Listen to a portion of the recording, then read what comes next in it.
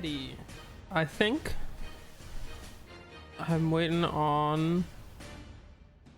It's like a number here I'm waiting on.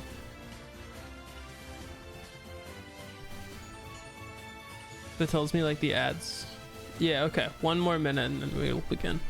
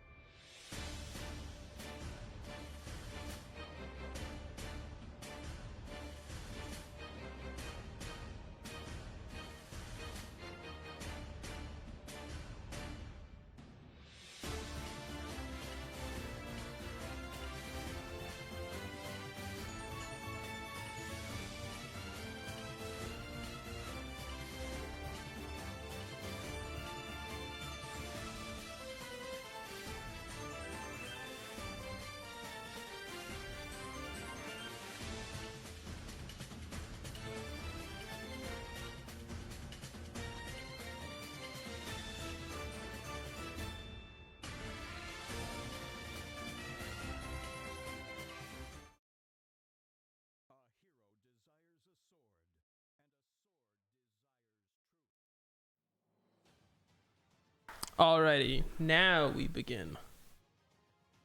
As I say, welcome to the grand premiere of DOTA CALIBUR. For this, we have... No, not that one. A 100 bracket seeded tournament here. We will be going through this over the course of several streams to determine who is the greatest hero in all of Dota 2. That's where we will get to eventually. But for today, our primary focuses will be on the Nemesis Conference, where we will try to get through all of our first round matches here, and the Crownfall Conference. We will get through all of our first matches here. You may be wondering, hey, wait, my favorite hero is not there. Don't you worry. We have the DOTA Conference, which has a lot of the heavy hitters who, based on play rate, have gotten a bye through the first round. So in the DOTA Conference today, we will be following Morphling, Bristle, Abaddon, and Dragon Knight. But we will begin our opening contests. Will be our 2 first round matches in the Aghanim Conference.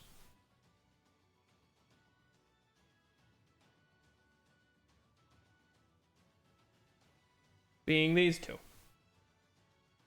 We will start with Lifestealer versus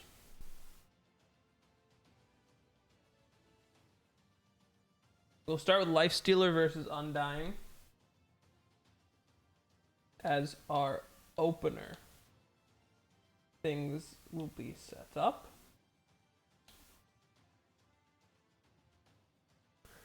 And Undying.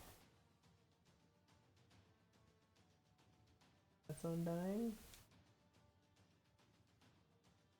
Oh, that looks pretty good. Okay, now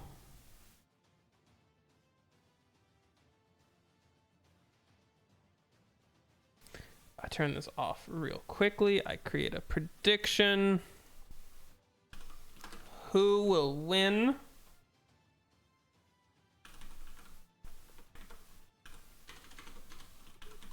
Life Stealer or Undying?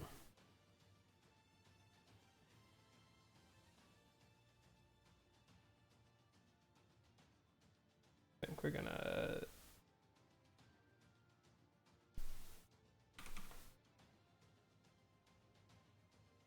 I think we will do this.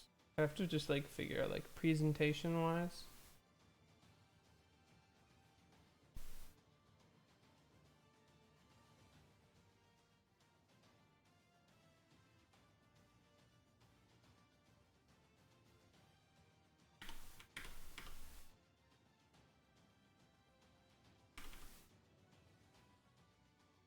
Honestly, that's pretty good. Should have done this first, but it's not supposed. I was trying to do this differently.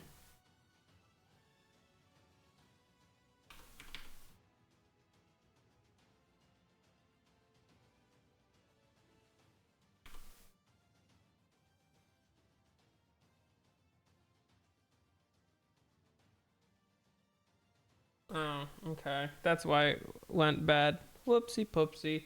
This is our opening contests.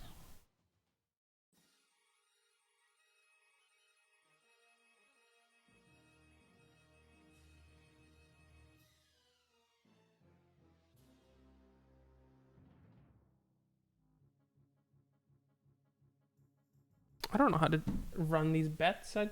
They changed it. They changed it.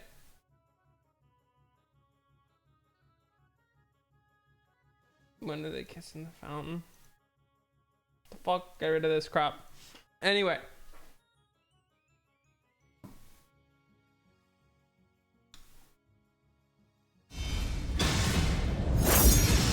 We get into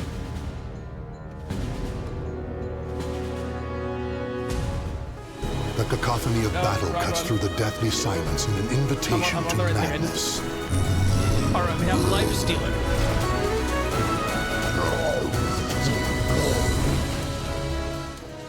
Battle 1. And Undying. Cautious plays by Life Stealer, but Undying is punishing him.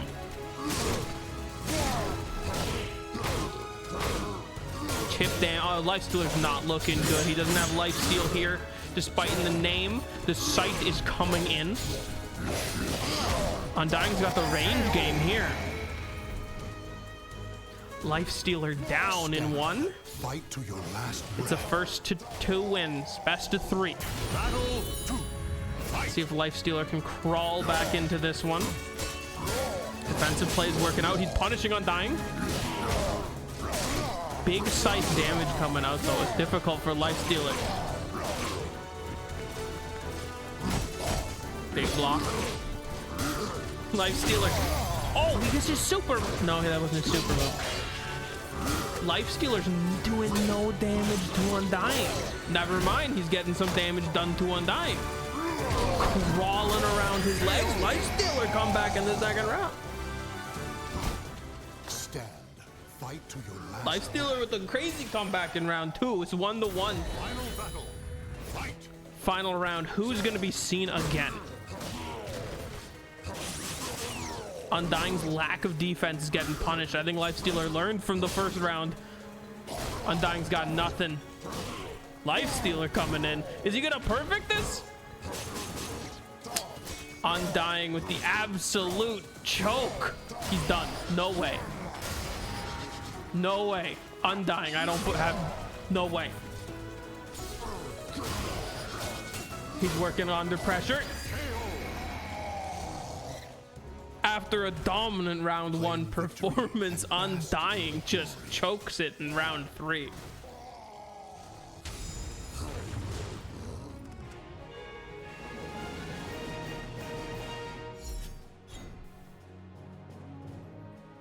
The absolute fumble in round 2. That gets closed.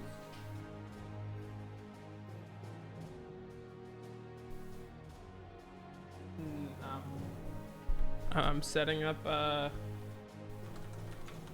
what I need to here. Do not dox myself real quick.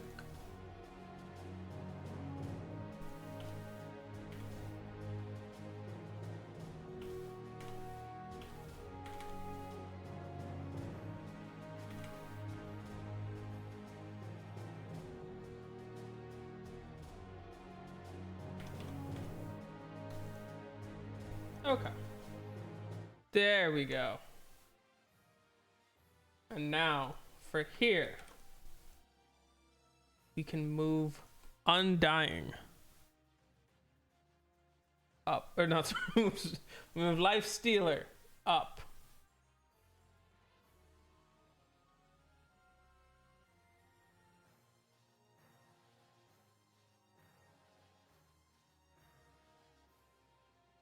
And we get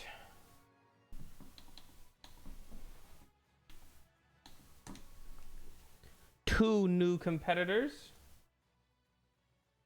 Why does this close like that? Excuse me? Oh, it's only when I open it. Huh. For round 2, we will have Vengeful Spirit and Warlock. Now, I like both of these.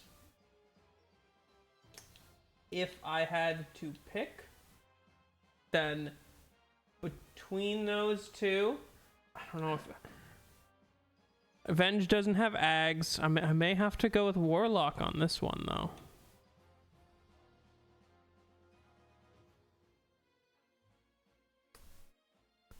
Fumble around with that. I make a prediction.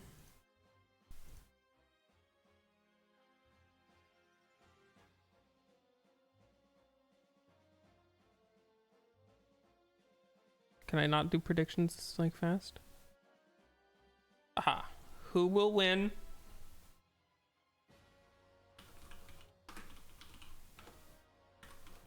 Or Warlock. And there's like 30 seconds to bet.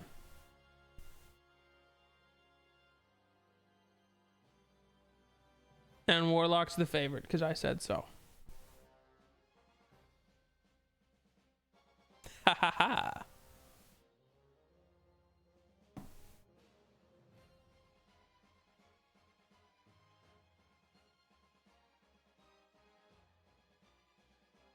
And with that,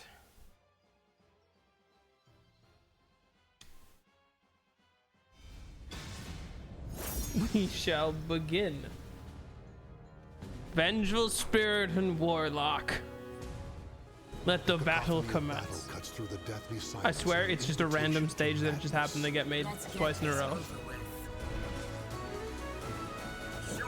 Venge with her weird ring, but Warlock has his staff, so he's got the range advantage here in this matchup.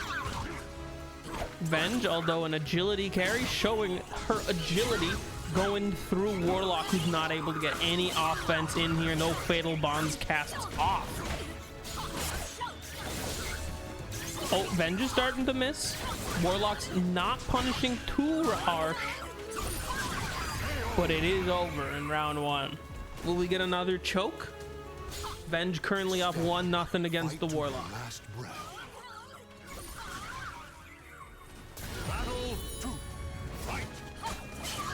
Going off aggressive, showing Warlock not doing well on the defense here.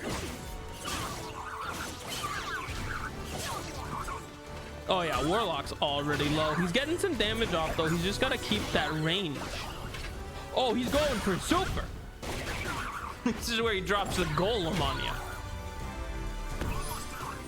It's a chaotic offering right there, but it's not enough to kill Venge out here. Who I guess by our logic is using Nether Swap right now. Magic Missile.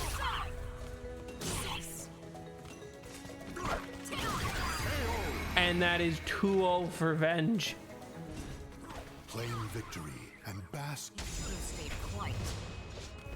2-0, Vengeful Spirit.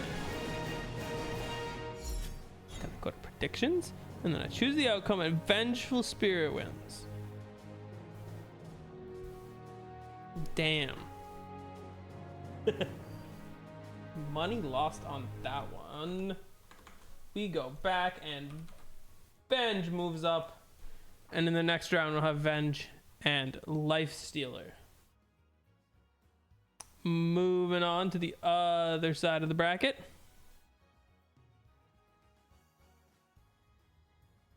Am I on the right thing here? Just not showing. So this, hold on. Filters. No, it's a... No, I ruined that. There we go.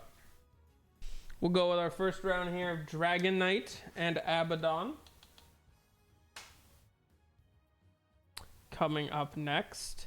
These are the first round in the Dire Tide Conference now. Before we go all the way back up. This is DK Abaddon.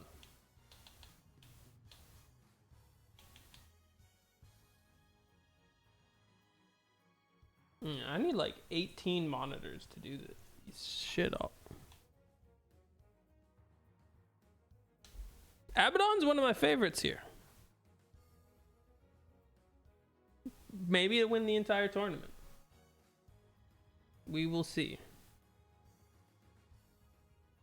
And we will go in. Dragon Knight and Abaddon. Warriors cross swords beneath the gaze of the ancient gods.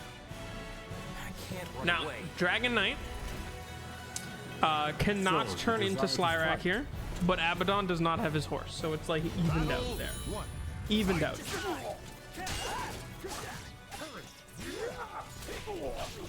Abaddon and Dragon Knight both getting some offense in early, but none of them are doing too much damage. In particular, Abaddon currently, it's changing too fast. It's changing too fast to see. It's very even right now. Now, careful of the ledge there. Ring out is a possibility in this opening round. Abaddon throwing him to the ground. That was so close. Abaddon squeaks out the victory barely. That Mist of Avernus chip damage doing it in the end. Through the dragon's blood armor. Oh, he's going for the... everything's Slyrak. Dragon form.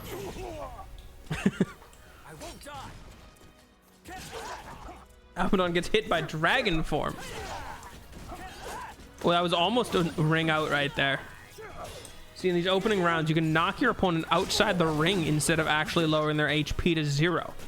Kind of a cheeky way, but it encourages different play styles. And Borrowed Time gets hit by our logic.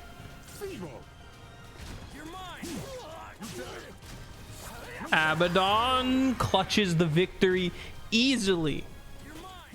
2-0. Actually, not easily, but it's a 2-0. Both of those were pretty damn close, though. Good fight by Dragon Knight, but you're done.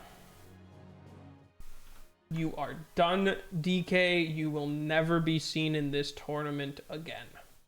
Oh no, Dragon Knight. Abaddon just goes here. Now, in our next contest, this one's gonna be a little weird because we have Bristleback and Morphling.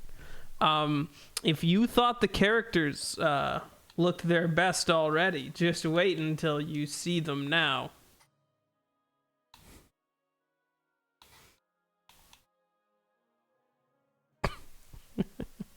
Oh god. Okay.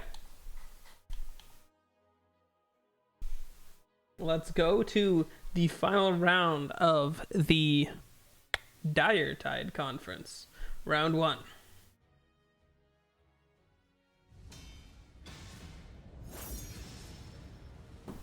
Bristleback and Morphling.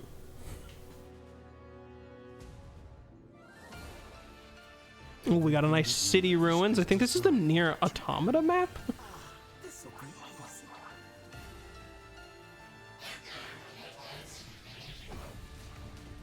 Morphling coming out here looking weird. Morphling and Bristleback both using their weapons of choice. Morphling's weapon of choice being every weapon, and Bristleback's weapon of choice being nunchucks. Very famous. Bristleback has taken so much damage here. This is like clearly does not have enough points in Bristleback, or does not have his Vanguard yet. He's very struggling to get this nasal goose off on Morphling, and Morphling just takes him out. Full offense.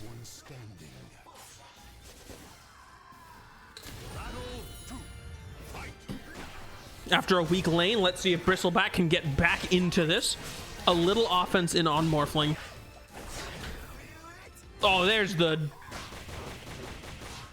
Quill Spray. Rapid fire Quill Spray. That's like clearly the Aghanim Scepter upgrade. Just going smash, smash. Bristleback. Good comeback in round 2. The Bristle is back. Victory will not come easily. Don't count him out yet. You know he wants to reach Tusk in the finals. That's the dream. Although they are in different conferences, so they probably will not meet until at least the semis. Morphling coming back, denying Bristleback's the opportunity to even fight, but Bristleback was in Sleet Fighter. He has the experience to go against Morphling. Morphling, though, is copying other people's skills, maybe copying people who are more skilled than him. This is insanely close. Morphling's getting a waveform off. Bristleback backed in the corner. Defense going. Chip damage is enough. Through the Bristleback. Damage reduction. Morphling flurries the storm.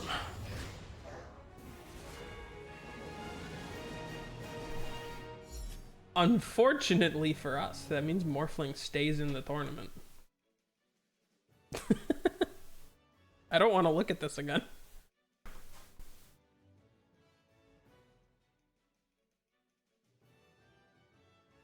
And with that done, the 2 first rounds of the Aghanim Conference.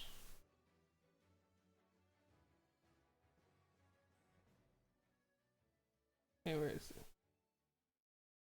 The first round picks of the Aghanim Conference and the Dire Tide Conference done.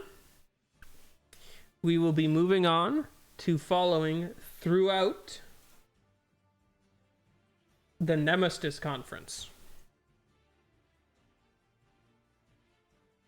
For the Nemesis Conference, we have in order Tiny, Brewmaster, Monkey King, and Elder Titan, Storm Spirit and Bat Rider, Luna and Bane, Tidehunter and Omni Knight, Mars and Pango, Bounty Hunter, Shadow Demon, Disruptor and Earth Spirit, Night Stalker and Troll Warlord, Ringmaster and Muerta, Alchemist and Underlord, Marcy and Phantomlander, Huskar and Chaos Knight, Dark Willow and Grimstroke, Ricky and Kez, and Tusk meets Snapfire. Now, going into this is where the seeding becomes interesting, as Tiny is the #1 seed in the Nemesis Conference going up against Brewmaster, who was actually the bottom seed to even make it in the tournament. He was on the cutting block. If like 2 less people played games with him, he would not have made it.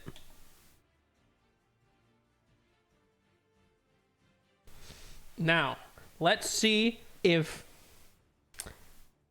Oh, I haven't been doing the bad... Whatever.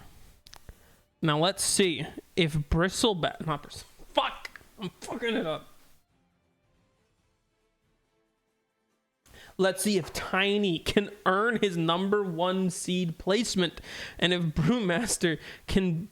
If Brewmaster beats Tiny here, it would be like maybe the biggest upset in the tournament. But let's see. I know where my faith is in. I am rooting for Brewmaster here against that evil, evil Tiny.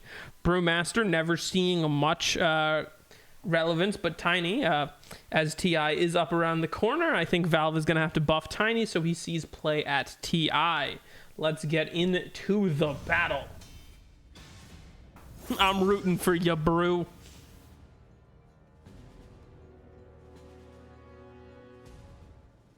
A history of conflict repeats itself at this old sea keep. Okay, they're in the Witcher Castle here. Tiny with the tree club and Brewmaster with his nunchucks.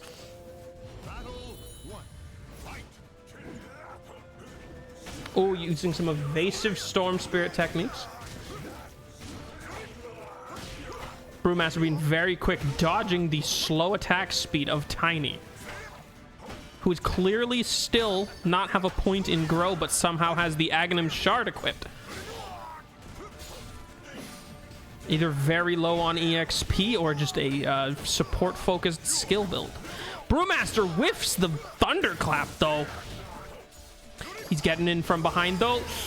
Not enough. The giant range of the tree knocks Brewmaster down. Yeah, this one so favors Tiny with that range advantage of the big tree over the nunchucks.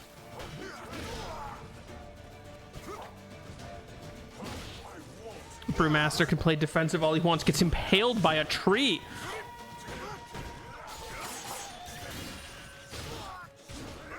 He's under half health in the final round. Tiny's now playing a bit defensive. He's got to get his...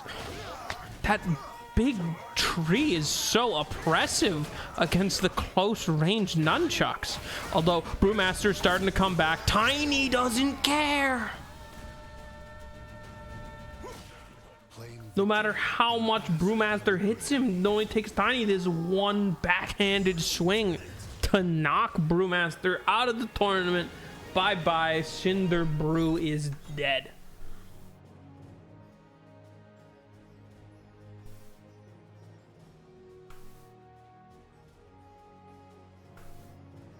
Then I go here.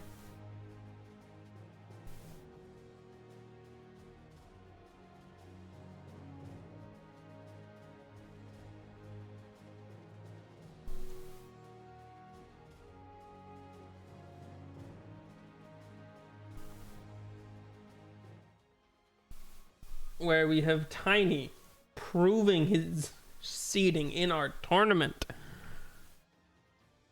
As we prepare now for Monkey King and Elder Titan. Now, between these two, I think Monkey King's absolutely the one with more combat experience coming in here with the number 2 seed in the division. This one is also heavily favored towards the king himself. But if anyone's gonna take it away from him, I think Elder Titan... Shit, where's Elder Titan?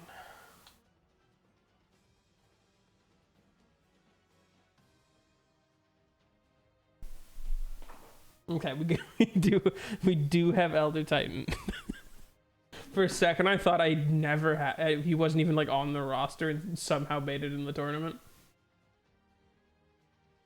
And anyway, let's get into our match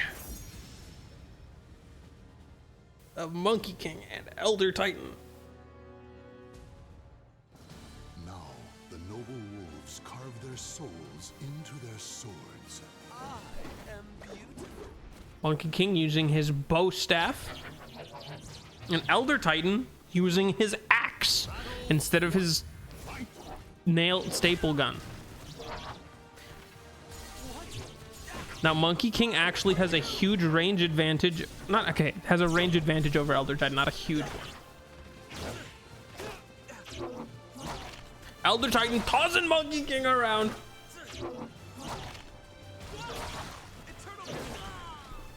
Monkey King is getting destroyed by Elder Titan, hangs on with 1 HP, but still just loses. Victory goes to the last one standing.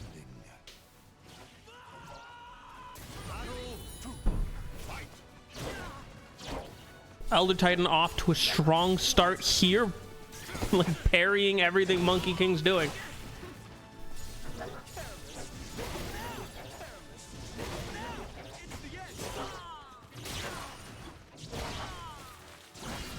He's just getting stomped. We even see an Echo Stomp there coming out, but Monkey King's able to hit Wukong's command here. Is it going to drop Elder Titan down low enough? Not really. Elder Titan still has the HP advantage and the round advantage. There goes the game in Elder Titan's favor. The battle is over. Show respect for the fallen who fought so bravely. Thought Monkey King may have been able to get a comeback right there at the end, but no. Elder Titan knocks down the number 2 seed in the division.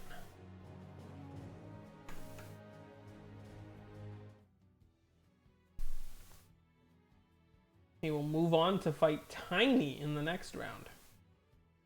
Now we have Storm Spirit and Bat Rider up. Interesting matchup indeed. These foes have met plenty of times in the mid lane, but Bat Rider has taken some excursions into, I think, every position in the game at some point in time.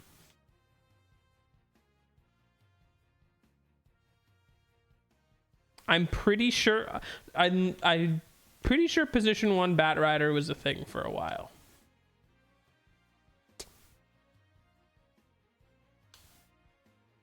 Wrong order. It is Storm Spirit and Bat Rider. We will begin their match.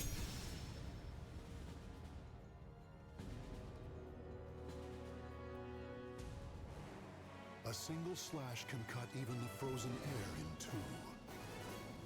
I can't run away. Storm Spirit, Water Rock, and a Scimitar for this, and Bat Rider, still on his bat, has managed to get a flaming sword. Storm Spirit off to the early lead here.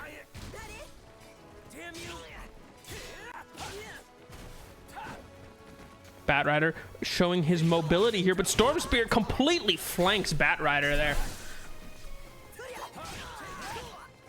Now Storm Spirit's absolutely showing his combat effectiveness here. Who cares if you've been a position 1 in the past when this is a 1v1 mid? Bat Rider getting some sticky napalm stacks in though, trying to get a bit of a comeback. Not enough to dethrone Storm yet, or at all this round.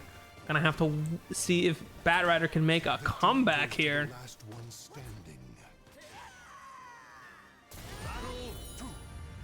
See, Bat Rider's got his experience up. He's instantly going for that flaming lasso when it connects. Holy shit!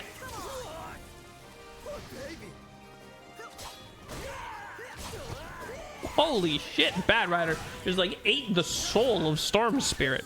He's coming in here with sticky napalm locked and loaded. Don't count Storm Spirit out yet. He's got plenty of mana to ball lightning your ass. Stay in the off lane, Bat. He's going for it again. Flaming lasso dodged, but the ball lightning. Storm Spirit going. Taking down Bat Rider in 2. The battle is over. It was looking like Bat was going to be a strong competitor in that second round, but Storm Spirit dodged that flaming lasso and punished him.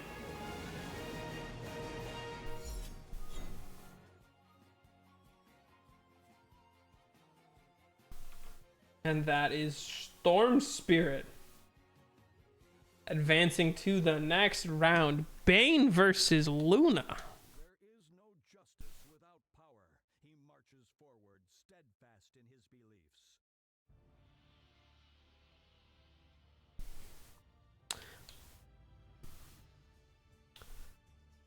Now this is Bane and Luna. Hold on, don't look like that.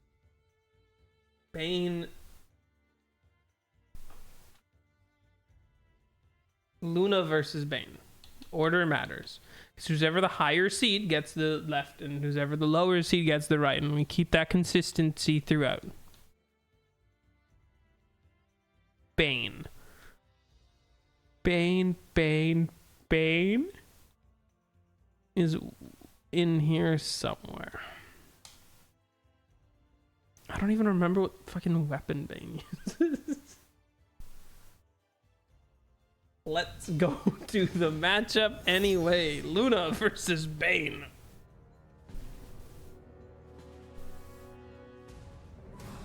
Blood, flesh, and souls are offered to the gods amidst deathly chants. Are you ready?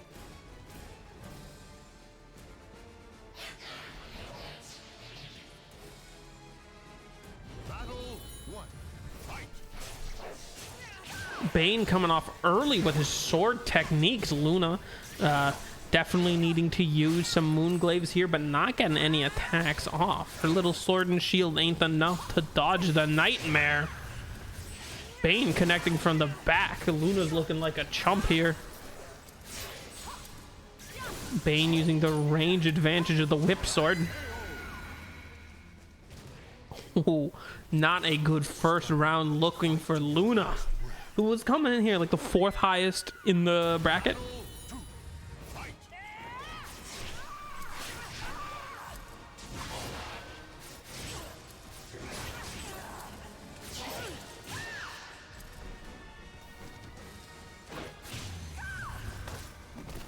Luna dragged down in Fiend's Grip. This is an awful showing by Luna, but incredible showing by Bane. Claim victory and bask in the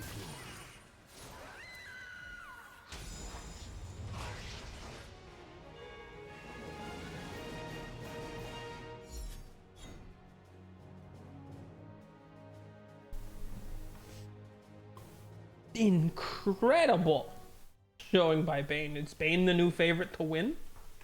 Would Bane take it all? Possibly.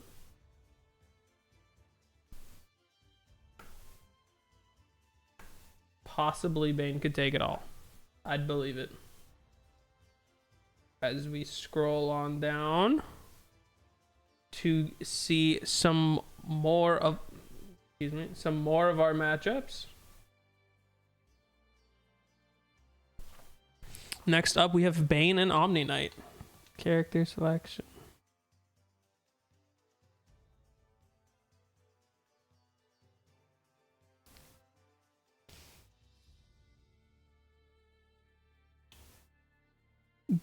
Tidehunter is the higher seed.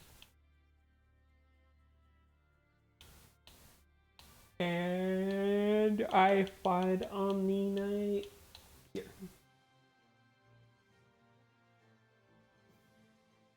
And we get into Tidehunter Omni Knight.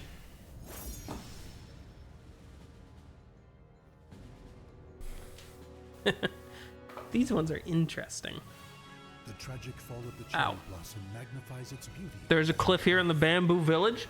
The only fair place for both Tidehunter and Omni Knight to meet. Omni Knight using his famous sword. The Anchor Hammer by Tidehunter. Omni Knight going on the aggressive. Tidehunter staying on the defensive before seeing an opening. Anchor Smash. Purification gets through. Anchor Smash dodged on that. Omni Knight is using some relentless offense. Hammer of Purity. Just taking Tidehunter down.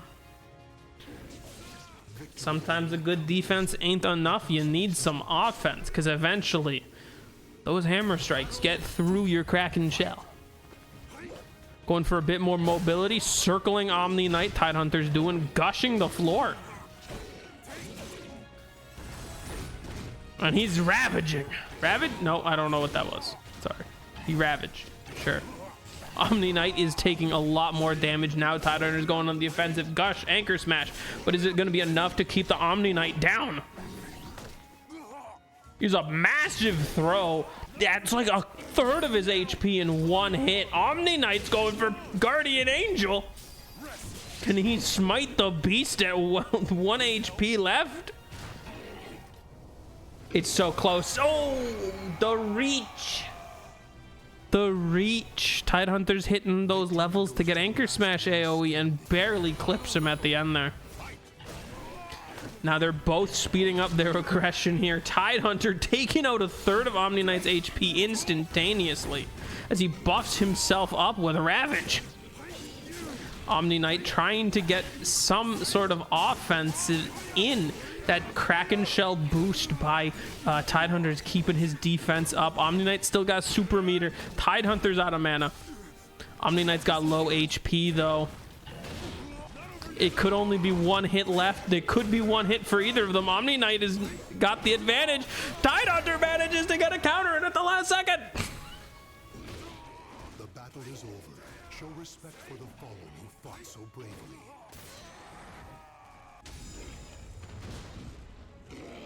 Tidehunter at the last second.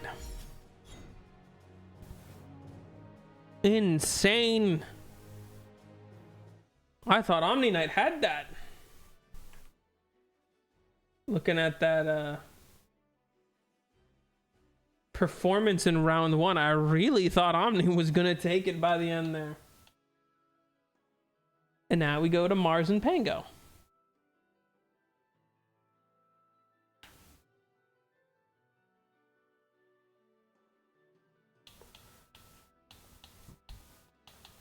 And now between Mars and Pango, I think this is an interesting matchup because it's not the only matchup here on this side where we have the two of the Dota 2 OG heroes.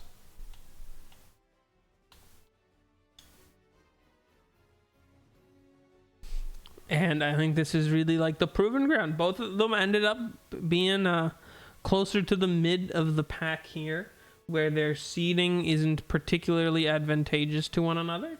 The closer we get to the bottom of the bracket here, the more even these matches are supposed to be. Biggest upset so far has definitely been Elder Titan over Monkey King, though.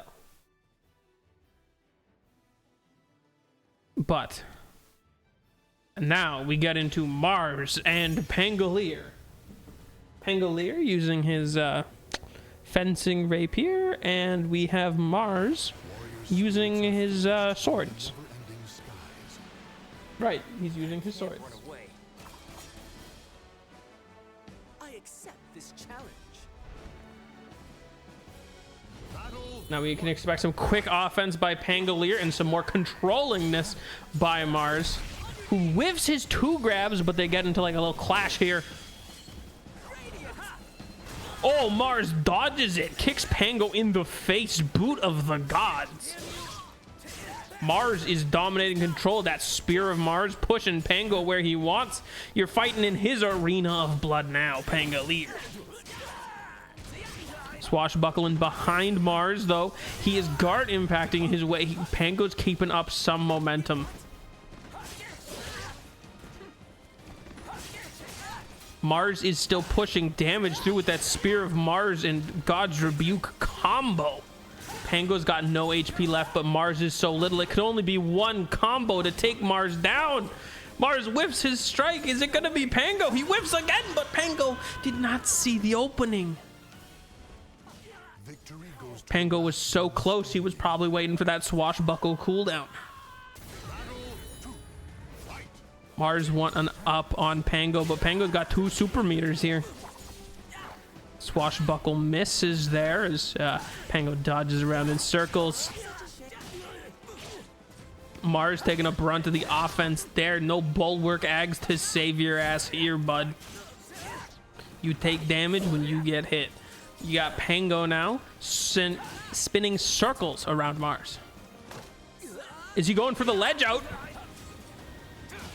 I think Pango was going for the ring out here to add insult to injury. Mars, they're balancing on the edge of the cliff. And a swashbuckle connects, evening out the score 1-1. Mars and Pango. This is certainly a treacherous map.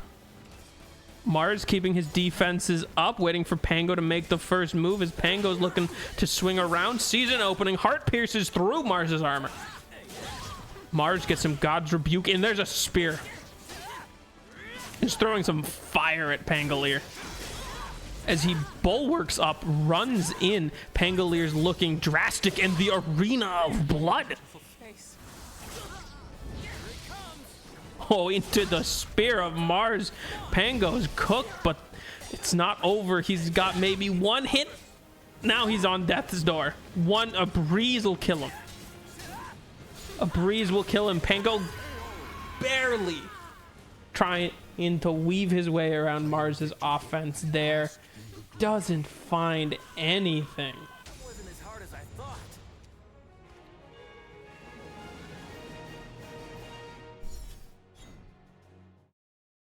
Right, we have Mars beating out Pango, who will go on to fight Tidehunter in the next round. As we go to Bounty Hunter and Shadow Demon. Ow.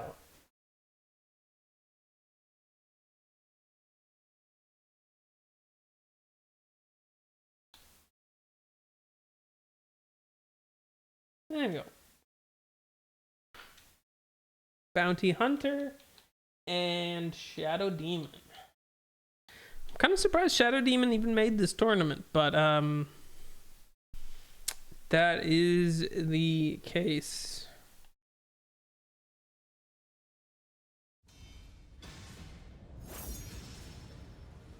Now we have Bounty Hunter and Shadow Demon.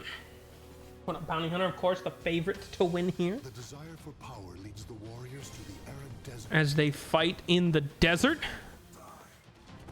Bounty Hunter looking to use his agility here against the Shadow Demon's magic swords.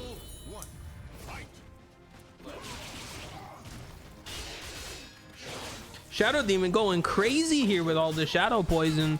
Bounty Hunter gets some Janata in, but if not enough, you're just tickling and stealing gold, but gold don't matter when you're dying. Shadow Demon relentless in the offense. I'm surprised that wasn't a ring out right there. Maybe Bounty Hunter's got to go for the ring out. And that's a clean KO for Shadow Demon. Victory will not come easily. It must be Dominant performance by Shadow Demon there. Shadow Demon used to be one of those heroes that like no one played because no one like knew what he did, and then people realized just like how good he was, and like now he's like not that confusing anymore, and people are like, okay, fine, we'll play him. Shadow Demon, I took quite a bit of damage early, but now he's on the full offense, and Bounty Hunter getting brought into the corner. Not much room for him to go. He tricks Shadow Demon into the corner. No ring out here. Shadow Demon misses with his sword, but the chip damage is just going crazy. The battle is over. Show respect for the fallen you fought. Bounty Hunter not able to do more than just poke with Janata. It's a very dominant victory by Shadow Demon.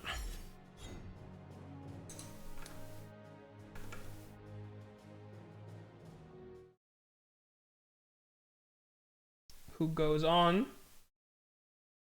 to fight the winner of this next one. Let's see how the spirits do. We had a victory for the first spirit when Storm took out Bat Rider, but now let's see if Earth Spirit can take on Disruptor.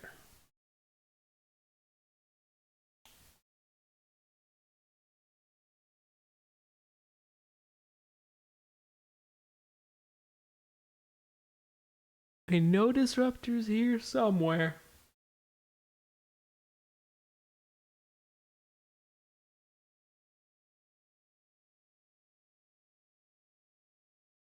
And he's fighting Earth Spirit. There we go.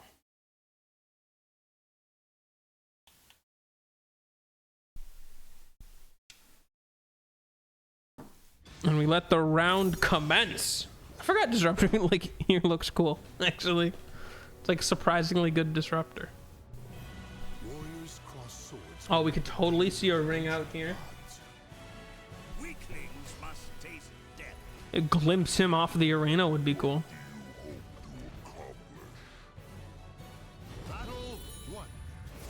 Earth Spirit and Disruptor. Earth Spirit off to some quick aggression. This is the classic mid lane Earth Spirit that was popularized in that one TI I don't remember the name of. Disruptor, though, getting some offense here, some poke with that Thunder Strike. He's able to control the space with Glimpse, though. Kinetic Field, Earth Spirit keeping that rolling boulder on top of Disruptor. Disruptor is currently have the health advantage, but Earth Spirit's got a bit of the tempo here. The first ring out of the tournament. Get dunked off the cliff. Look at this. He just spikes him. Earth Spirit here, this Smash Bros. Melee player. Disruptor taking some early offense, although these sight hits hit hard. He's going for the Static Storm. Juices offense by a ton, but it's not worth as much. He's not getting it. He did not get all of that. He got enough to put Earth Spirit at about 50%, but he's too low on his own. He's on death's door. Disruptor has no chance. He's got a chance. He did it. I'm never saying he's got no chance again until next time. I don't think there's a chance, but he brought off an amazing combo to even the score here. Disruptor 1-1 against Earth Spirit, and they're both starting a bit defensive before charging in. Cautious as despite Earth Spirit's off and magnetize whiffs. He whiffs with the magnetize. Disruptor Glimpse pulls Earth Spirit in. Disruptor is now in control here. He goes to the Shadow Zone or something. Earth Spirit whiffed that magnetize and choked.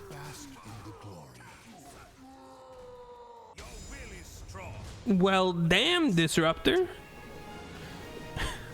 He got dunked off the arena. And then he said, nah. I ain't being remembered like that. We will have Disruptor and Shadow Demon in the next round. That's the word I was looking for.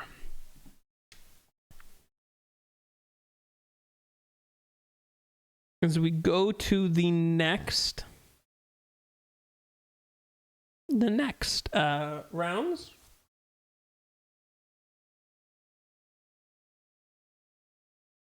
Night Stalker and Troll Warlord.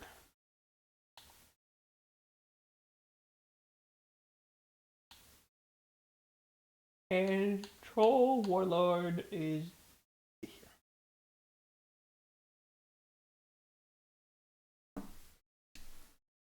Here we go here. Night Stalker favorited to win, but at this point they're all pretty evenly matched.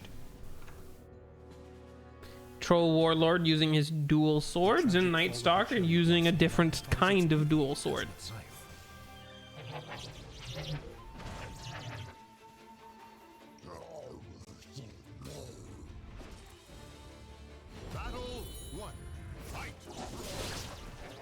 Troll Warlord coming overhead there, slicing Night Stalker's throat here. And yes, it is actually just random whether or not they're fighting at night or day, so Night Stalker does have the Hunter and the Night attack speed juice here. Let's see if this Fervor stacks can keep up on the Night Stalkers. Troll Warlords keep an advantage. Oh, a great counter there, dodging everything Night Stalker throws at him except those kicks. They're trading back and forward. Night Stalker with just enough momentum to get that last hit in on Troll. Fight to your last breath. Just enough. Troll keeping aggression and defense up. You gotta keep momentum in these. When you're the one throwing out the moves, you want them to not be blocked, and you don't want to get punished like Troll does Hunter in the night. So it's this is Dark Ascension.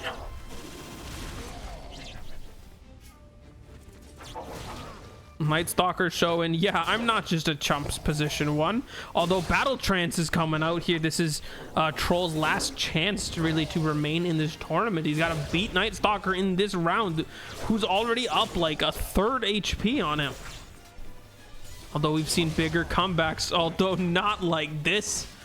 Void out. They're much more even now. Troll Warlord finding an opening. Night Stalker finding an opening. And there we go. Night Stalker. I thought there was an opening, and then Night Stalker like parry broke or something. Armlet toggle for the victory.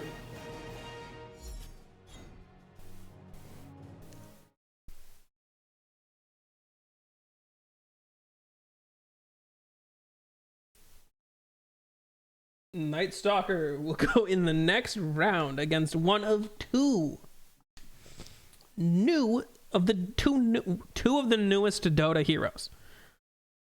Now I know what you're saying. Well, it's not fair that Muerta and Ringmaster's seeding isn't appropriate because they're seeded based on popularity and how many games they've played, and they haven't been out as long as all the others. And I'm telling you, they're seeded based on the past 12 months of play. So they've all been out long enough to have a to warrant an appropriate seeding.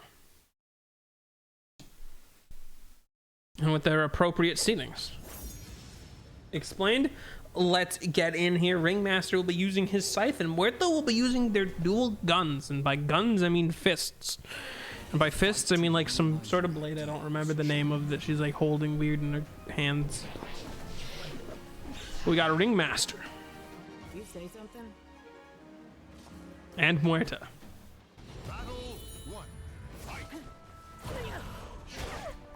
Ringmaster off early, getting some of those dagger throws. Muerta's got to pace herself. A very flexible hero throughout history. Ringmaster, though, is just going in. Percent health damage is strong.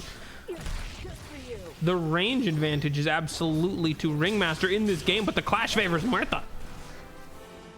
Muerta's got to close the gap on Ringmaster here. Now, normally, Muerta's one of the more long-range heroes, but her high DPS comes at a cost that she sidesteps. They clash again.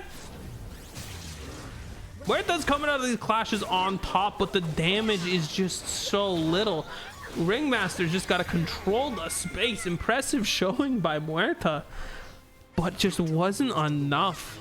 The high damage and high range Ringmaster is bringing here. It's difficult for Muerta to constantly be closing the gap. She got to play defensive and punish, which is exactly what she does right there. Gets in close with her range, but sidestepped by Ringmaster, who has got to reset. You're not gonna ring off over that fence. Muerta does have two supers saved though, but Ringmaster, Wheel of Fate. Is that what it's called? I don't even remember what the damn ulti's called. I played Ringmaster twice. But Ringmaster, the high damage coming out from Ringmaster seems to be too much for Muerta. Look at all this offense Muerta's able to get, but they're still at a third HP. Muerta, come back though. Never believe what I'm saying. Never believe what I'm saying.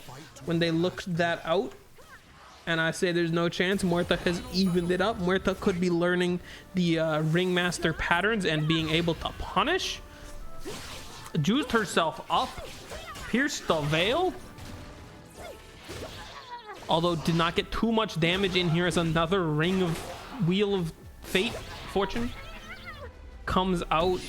Lots of damage to Muerta for not much to Ringmaster. It's like all the effort Muerta has to put in for damage on Ringmaster is like twice as much. Oh, a second clash? Muerta wins the clash again. The clash queen here. 3-3 in clashes against Ringmaster. But she's just got to keep this damage up. She like spirit shot ags him or whatever. She is in control. Ringmaster is choking. No performance arts there. Take a whoopee cushion from your facet, and fart away. The battlefield's where I belong. Muerta with the wonderful comeback. I thought she was out of that. Exciting performance. Very exciting. Muerta is going to move on to Night Stalker in the next round as we get ready to see some meat on meat action. two big boys, two strength heroes. We got Alchemist and Underlord. Now, Alchemists, historically, a little iffy, as it is very much the, half the time, either the pub stomp hero or the noob hero. So we'll see which side of Alchemist comes out now against the ever-present, ever-consistent percent damage siege machine that is Underlord.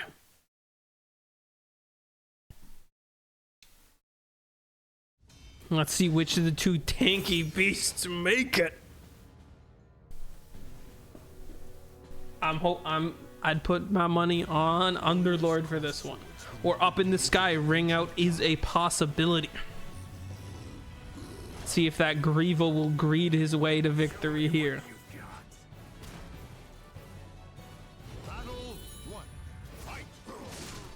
Big, beefy boys.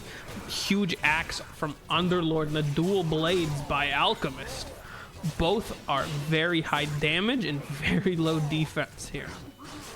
These are going to be quick. Oh my goodness, Alchemist just rang out there. Ring outed Underlord. Very quick. DOTA and Excalibur. Underlord needs to punish Alchemist again, or he's just out of the tournament after that embarrassing ring out. This clash is in favor of Underlord. No, it's not. It's in favor of Alchemist. Underlord's done so much damage. Alchemist is like 1 or 2 hits away. Follow up the throw. Underlord dominating Alchemist in that second round. The super meter is carrying over, so Underlord's going into round 3 with 2 super meters against Alchemist 0. That chump ring out in the first one is gonna fuel the rage of Underlord. Alchemist playing a bit more cautiously. He may go for his cheese strat again. This appears to be the position 4 Aghanim Scepter building Alchemist and not the position 1 hard carry Alchemist. Let's see if the cheese stands alone or not. They're playing around the edge. This is where Alchemist won the first time. Underlord dancing around, trying to get his back away from the edge there. He can't let another chump ring out be the end as he's going for it too. Alchemist breaks away free. Underlord putting his aggression in there. This is really close. No super meter. Teleports behind you. Drop kick. Underlord's getting low. Underlord's got to go for it. Firestorm misses. Atrophy Aura misses. Underlord, they're at 1 HP each. Underlord. Oh my goodness. Underlord adding insult to injury. You chump me out in the first round and you get the most embarrassing deletion. Oh my god. Oh my god. Oops. Oh my god, Underlord. Let's see who Underlord is fighting in the next round. As we have Marcy and Phantom Lancer up next. Oh my god, I'm amazed at that one. And this is Marcy being the higher seed.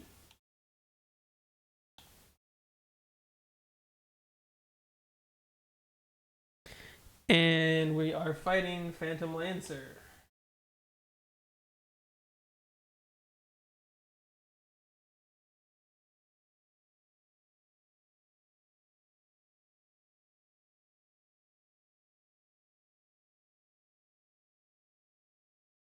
Fighting Phantom Lancer, who I am struggling to find. Where is Phantom Lancer? Where is Phantom Lancer? That's Huskar. There he is.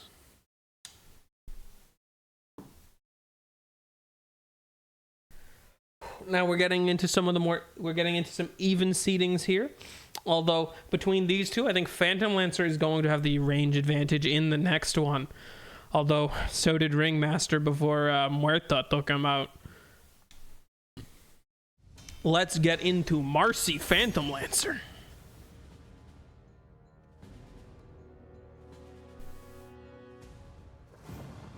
merchant ship replete with riches attracts more chaos than customers. Okay, let's get this started. Bring it on! Phantom Lancer with his spear and Marcy with a sword and shield here. Marcy closing the gap, which is what you're supposed to do against these spear characters, pushing Phantom Lancer close to the edge there, although Phantom Lancer needs to keep his range, keep those juxtapositions going.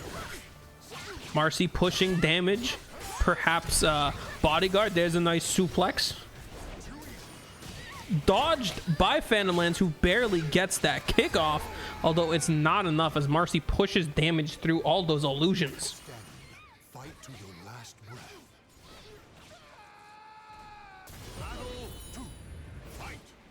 What I'm hoping to see from Marcy here is some quick unleash. Once you let Phantom Lancer get going, it's going to be hard to stop. The damage from these spears is annoying, but Phantom Lancer getting stuck in the corner there, but doing so much damage. Marcy's at like a third HP right now, sending Phantom Lancer down to a third HP as she suplexes him up in the air, looking for some rebound damage. Almost. And then it's enough to finish off Phantom Lancer. Sometimes it just takes one good hit, and that shield bash to the head secures the round for Marcy.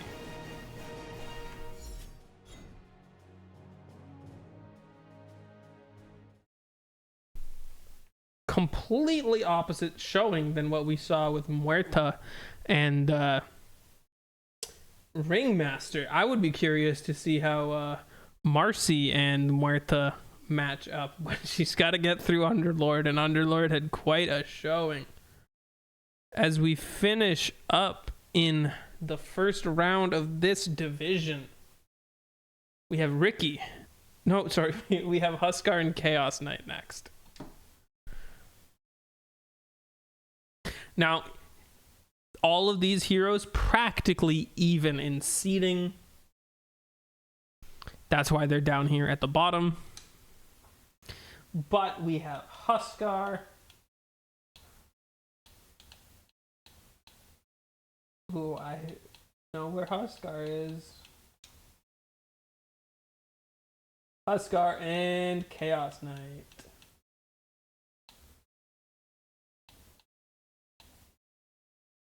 That's not. Is this No. Where's Chaos Knight? Where's Chaos Knight?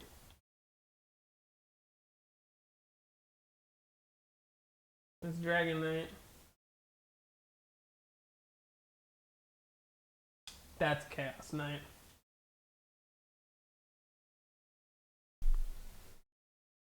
As we get into this next first round match, Huskar and Chaos Knight. The cacophony of battle cuts through the deathly silence in an invitation to madness.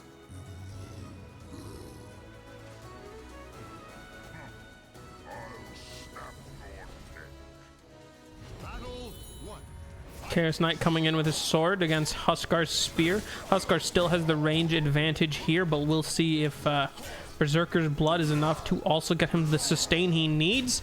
Here, punishing Chaos Knight. Already down to a third CK. Huskar with the advantage. Dancing around Chaos Knight. Oh my goodness, knocked his soul out there. Chaos Knight trying to play on the defense, but is just cornered by this burning spears Huskar. Dominant victory there by Huskar. I would have expected more from our Chaos Knight. There's a Chaos Bolt coming out right there. Does get some chip damage in there, but once Huskar's in, it's hard for Chaos Knight to maintain an advantage. Huskar's movement is just on point. There we go. Chaos Bolt into Reality Rift. We got Chaos Knight gaining his momentum back, but is it going to be enough to lock Huskar down? They're both so close in HP. It's anyone's game at this point. Just need like one or two more hits from anyone.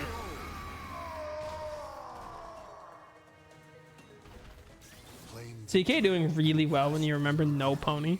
He is at the disadvantage of no pony. Unfortunately for him. Huskar takes the victory.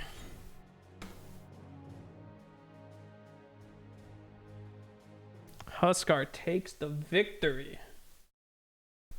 Who will Huskar face in the next round? Now, knowing one of our next fighters, it does amaze me a little bit that Dark Willow is such a low seed, knowing her ravenous fan base, that I would have to imagine Dark Willow losing in the very first round would be a massive upset, especially to Grimstruck. Coincidentally, also something that the Dark Willow fans are familiar with. Let's see if Dark Willow can gain the momentum she needs and get out of round one. She wasn't in the top brackets. She wasn't even the highest seed in the chump brackets. Dark Willow and Grimstroke begins.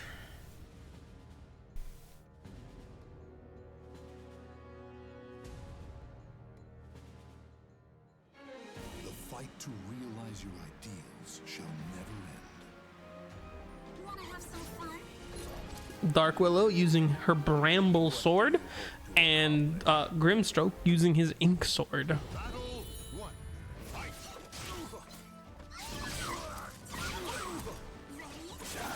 Willow's was maintaining some control before before Grimstroke kind of came in there with those strokes of fate.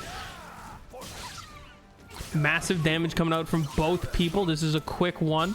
Willow's just got to maintain a little control. Guard breaks through Grimstroke. This is 1-0 Dark Willow. Victory goes to the last one standing. 1-0 Dark Willow. Can she maintain this? Grim does have a super meter going into round 2, and he wasn't nothing. Grim's being a little silly with his shit. And there goes Soulbind onto Dark Willow. Massive damage, though. Going for like a little sit spin from Grimstroke. Inkswell, perhaps. Dark Willow just needs to maintain composure. Still with the advantage. 2-0 Grimstroke. Dark Willow maintaining her spot in the tournament. The Dark Willow fans rejoice after their stroke. I mean, after beating Grimstroke. After their beat. Nope. Transition. Dark Willow will be fighting Huskar in round 2 of the tournament.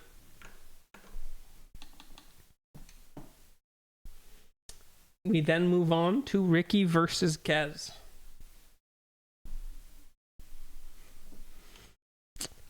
Which sure should be an interesting one, as both Ricky and Kez, high mobility heroes with invisibility.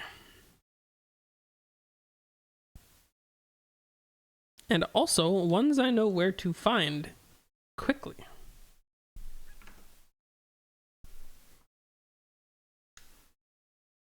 We can begin. Ricky versus Kez. The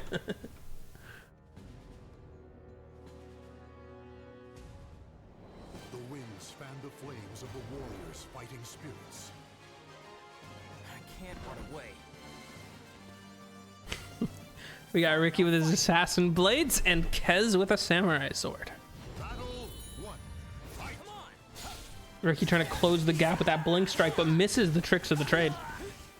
Kez keeping that katana spell, keeping his damage up. Ricky has no damage yet, but Kez was for a moment precariously on the edge. He gets a perfect. First perfect of the round tournament goes to Kez. Fight to your last breath. Kez showing this is no laughing matter, and Ricky's a chump. Go back to being a position 4, you smoke screening bitch. Ricky says, no, I can carry. Trust me, the Mjolnir's the Palpatine in the tricks of the trade is coming out. But Kez says, nah, leave this to a real carry. Going for that extra backstab damage. Blink strike behind. He misses the follow-up, though. Ricky is getting Kez low, but is it low enough for the kill? Kez looking to... Ooh, is he looking for a ring out there? Ricky getting a sleep dart in there. Ricky barely manages to secure the victory. This was looking really cute. Is Kez the GOAT? No, this is Kez versus the GOAT. Ricky going for that quick little chip damage on Kez. He hits him with like an explosive bomb or something. Sleep dart, perhaps. Although that's not in the game anymore. Kez getting behind Ricky. They're both precariously on the edge here.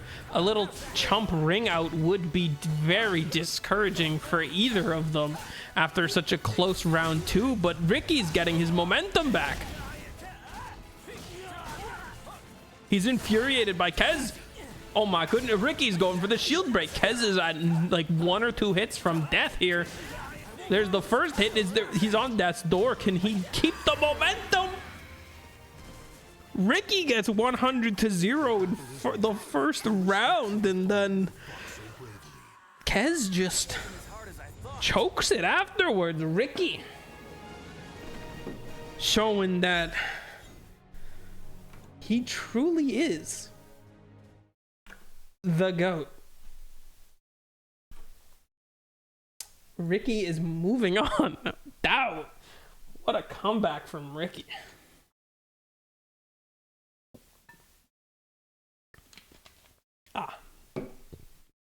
As we go into the last round of the Nemesis conference here, I will remind of the previous results where hold on, that's not updating. Yeah, there we go. Lifestealer beat Undying, and Venge beat Warlock down here in the Aghanim Conference round 1. All your favorites have gotten round 1 buys due to having the highest play rates in the game. So both the Aghanim Conference and Diretide Conference are stacked with the heavy hitters you would be expecting, as we are currently going through round 1 of the Nemesis Conference. Then we will be going through round 1 of the Crownfall Conference.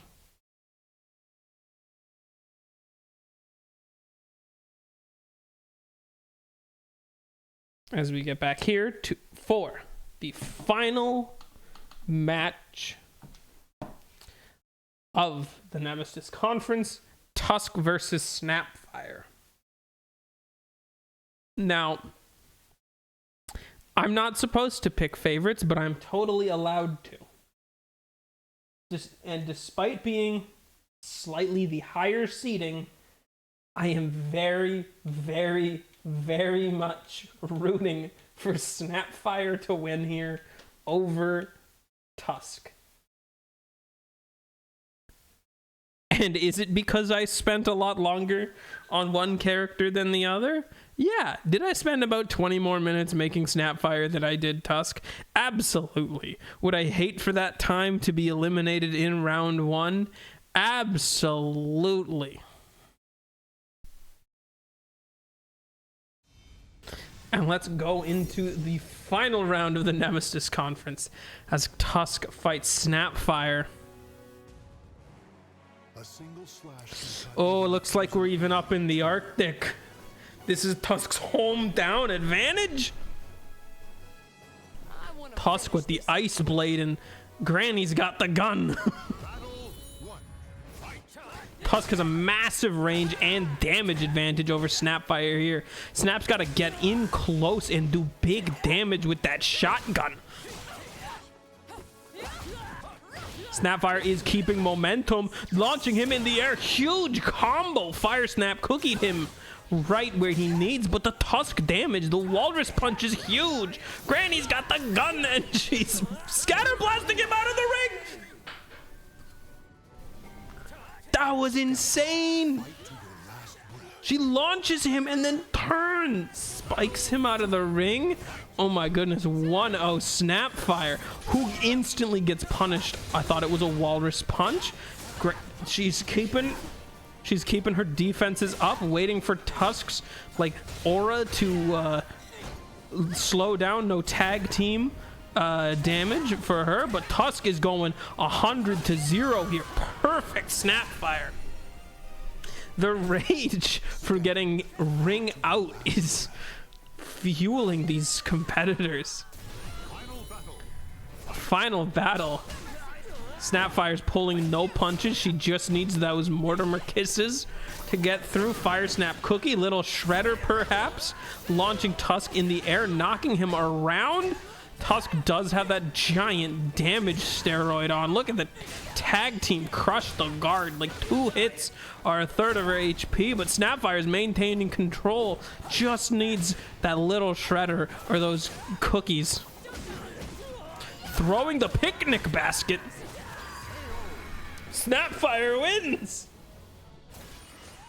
I didn't know she could do that. Look at this. Throws the picnic basket and brings him into the scatter blast.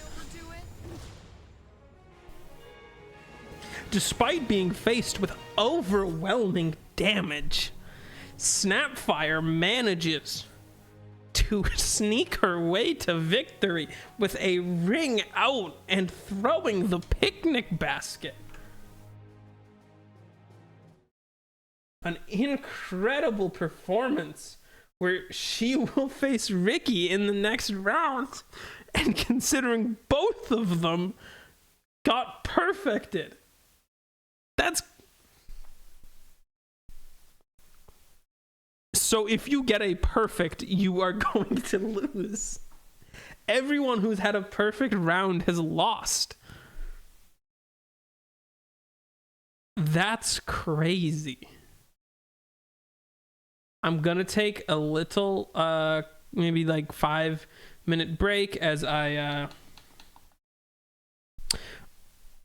fix some cropping stuff here and also let my voice rest a little bit. So we will quickly be right back. Here's the little trailer.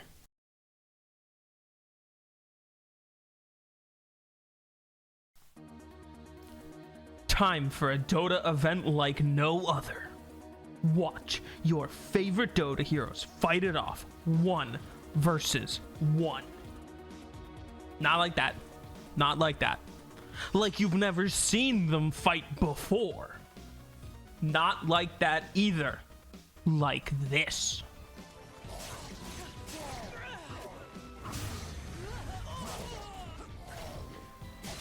All your favorite Dota heroes have been created and seeded into this 100 hero tournament to determine who is the greatest Dota 2 hero. Starting this Wednesday, the 13th, twitch.tv/BeMyGhostStory, 8 p.m. EST, will begin the starting rounds and see who makes it to the main stage. VODs will be uploaded here, and one grand video will be put together after it's all done. So if you want to join along, get your daily dose of gambling or sports betting on, be there for Dota Caliber.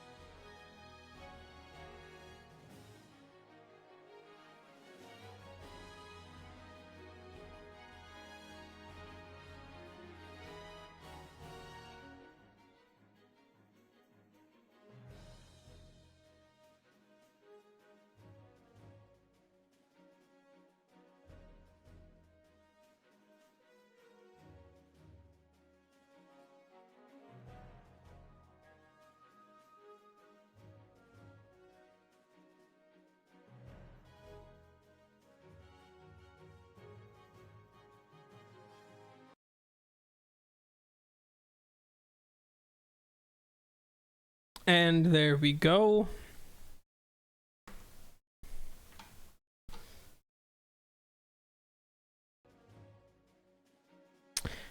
My little break is done in like 1 sec.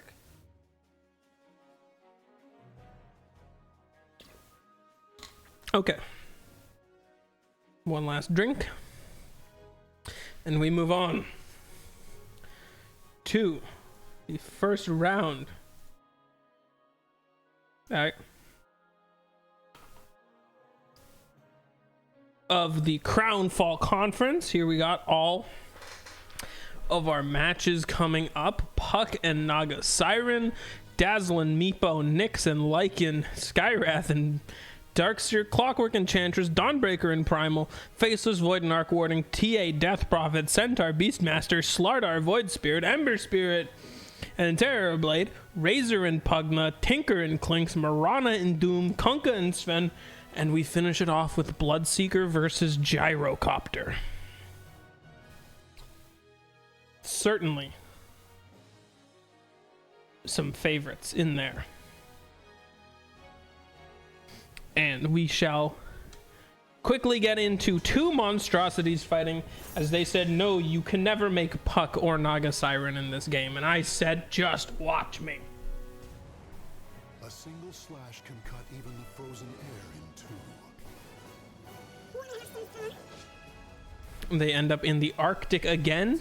Bit of a bad playing field for Siren here. We have Puck with her orb and Siren with a little blade here. Now Venge was our last orb user and saw success.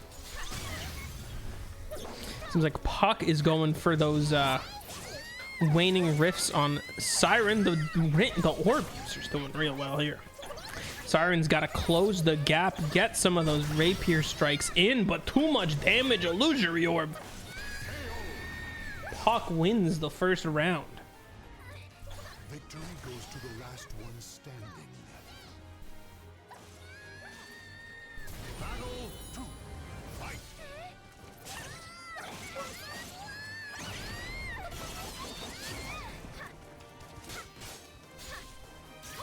Siren is taking so much damage, is barely able to get any offense on the hyper-mobile Puck. Cannot get ensnare off, cannot get any mirror images up either. Although finally getting some Riptide damage in, cornering Puck. Siren's mounting a bit of a comeback, but is it going to be enough? Song of the Siren breaks the guard, but doesn't push through enough damage. A clash is coming. Is this it from Puck? Siren keeps control. Puck takes the damage, 1 or 2 more hits away, and either of them are done. Siren with the comeback in round 2. Victory goes to the last one standing. Final battle. Fight.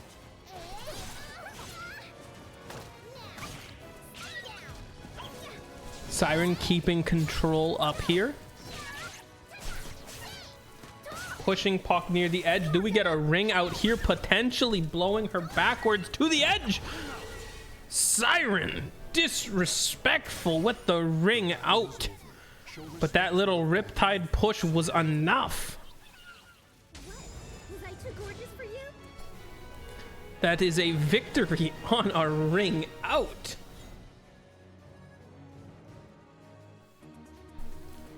Time for a Dota event like Incredible to no see. other. Oh shit. Watch your favorite Dota heroes fight it off. One. Oh.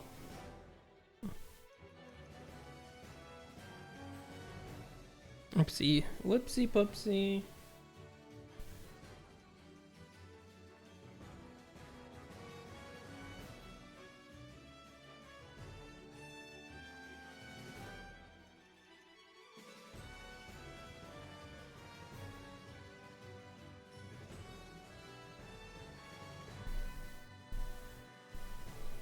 We go to our next round of Dazzle and Meepo. Now, this is a round where Dazzle is very much going to have the range advantage, although, as we've seen sometimes, that the Range advantage sometimes doesn't mean anything. Dazzle is slightly higher seeded, or it's quite higher seeded than Meepo, being the number 2 seed in the conference against, I don't know, like 24. Yeah, I think Puck would have been like the 25th seed. No, Siren was the 25th seed going up against the number 1 seed. Meepo would have been number 24. Where the hell is Meepo?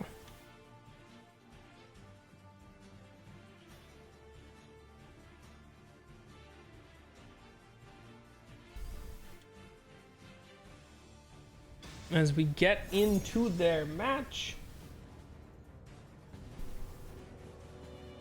Meepo and Dazzle.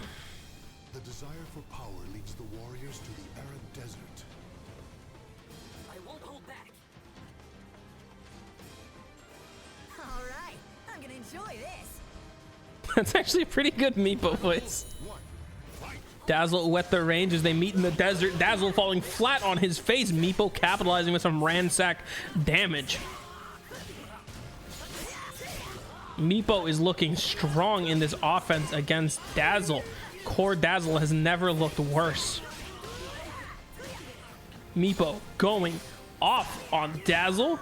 Dazzle doesn't have the Desolator yet or any damage. Meepo with a very clean round 1. Victory will not come easily. It must be seen. Despite being in the desert, I think there's maybe some more home turf for Meepo. Because everyone knows Meepo fights best when he's got dirt between his toes as he's launching a full-out blitz on Dazzle, who misses wildly. Meepo's just punishing Dazzle like crazy. Meepo going for the perfect. Add insult to injury. Oh my good.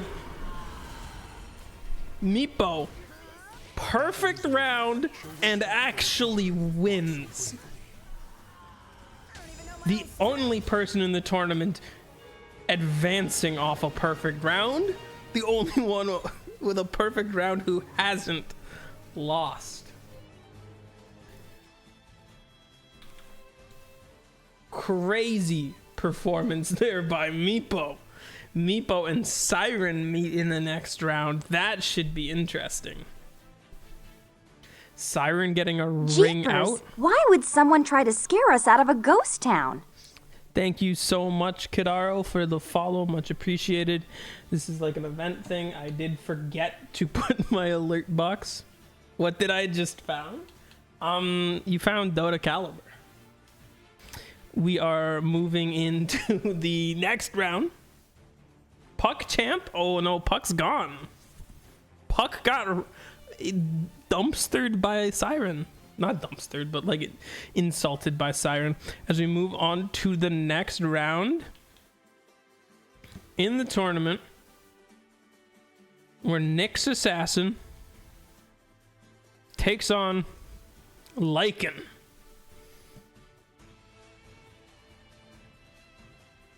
Now this one should at least be on a pretty similar range game, unlike last one. Let's see who comes out on top, Nyx Assassin or Lycan. Now Lycan's been a bit of a freak recently. And we go to the like near Automata map. Looting for Enchantress. Oh, we'll see that. All right, I'm gonna enjoy this. Nyx Assassin and Lycan going. Nyx Assassin closing in there, going for some vendetta damage. Lycan gets the howl out. Oh, what a block by Lycan. He's going backwards. Nyx Assassin pushing through Impale. He's getting some offense in, but it's not that much damage. Lycan going in there. Feral Impulse damage. He can't shapeshift in here, but we'll call it if it happens. Lycan's got so much HP here. Nyx is not able to push out the damage to get through to Lycan. Definitely using that Feral Impulse juice to get through Nyx Assassin. We need like a big vendetta or something from Nyx. Impale, Burrow, perhaps. Spiked Carapace block, maybe. Lycan is doing, like, Nyx gets 3 hits in, and that's the same as 1 Lycan hit. Although Nyx is pumping out that agility. Oh my goodness, is that shapeshift? Oh, no, that wasn't shapeshift. That was just some other special move. Oh my goodness, he's flip-flopping around Lycan. They're dancing on the edge. Nyx Assassin. There we that. Oh, Nyx Assassin off a ring out. Evens the score. It's the final round. Can Nyx survive Lycan?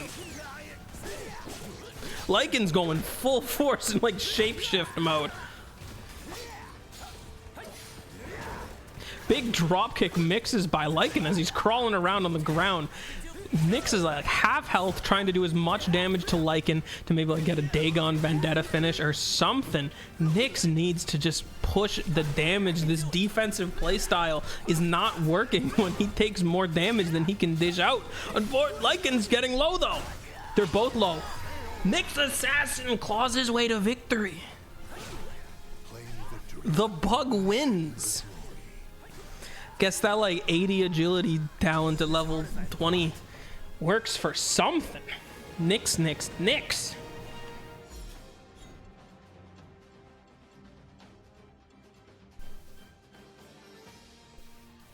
Please upload VODs. I want to share. I do absolutely plan on uploading the VODs. Like when this is done, I'm just VODs are going on YouTube, and I am planning on like editing this down. Right now, the thing is that oh, not that one. This is like a 100 seated tournament. I'm not getting through it in one day.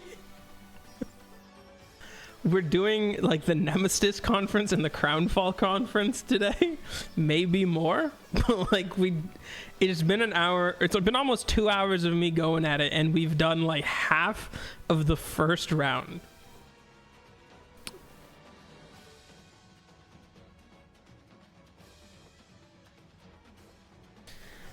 Nyx moves on. We get Skywrath Mage and Darkseer next. I gotta root for my boy Darkseer, but I don't know if he can close the gap against Skywrath. Although every time I somehow bring up the range game, all of a sudden I'm wrong. Actually, Skywrath is using a different weapon than I thought he was. It's not as big a deal on the range game, although the range game still may matter. Holy shit, I hate Darkseer. As we get into the next round, Skywrath Mage and Darkseer, they'll be fighting in the Bamboo Forest. The tragic fall of the cherry blossom magnifies its beauty as with life. This should be a good fight. This should be a good fight, Skywrath. I'm right there with you. It's Darkseer and Skywrath Mage go one-on-one. Skywrath using his fencing background to keep pressure. There is he going! A perfect ring out? Skywrath Mage just insta-combo Darkseer to death. That's when you just, like... This is just like his ulti combo. You get normal punch! Skywrath went crazy there. Atos into... I forget the name of his ulti. How do I not remember the name of his ulti? Just from the fog of war, you just die to Skywrath instantly. It's like how it goes. Skywrath's being so dominant against Darkseer here. Darkseer definitely on the low damage side, but oh no, he's coming back. Brawl of Replica. Mystic Flare? Yeah, that was just insta Mystic Flare.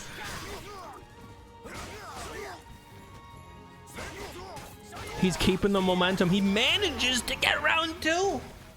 Oh my goodness. Skywrath choking it after the incredible first round. I guess he's waiting on that Mystic Flare cooldown. Perhaps we see it again. He's got 2 super meters against Darkseer's 0 super meters going into the 3rd round. Oh, we get the clash coming out here. Skywrath Mage sidesteps and kicks Darkseer in the back. The Facet's too strong. He's gaining attack speed for each intelligence. He never makes the same mistake twice, but he whiffs that mistake as a Mystic Flare. Skywrath's juicing his damage. Arcane Bolt out. He juices his damage just enough to secure the victory after an incredible round 1. That would have been extremely disappointing if a 1 combo round ended up losing. Incredible, Skywrath Mage.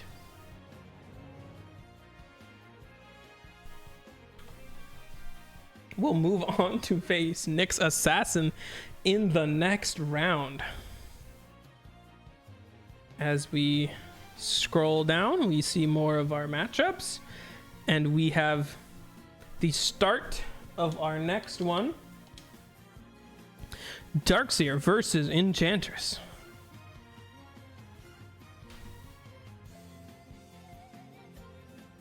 So it's Clockwork versus Enchantress. Clockwork's actually one of my favorite ones I made. This was one where I'm like, there's no way I can make Clockwork in this game, and then I did. Enchantress is also really good. This is a low-key like round of 2 characters. I'll be sad if they both lose.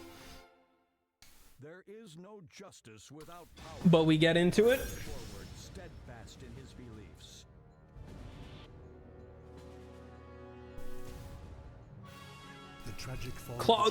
They're in the bamboo village again.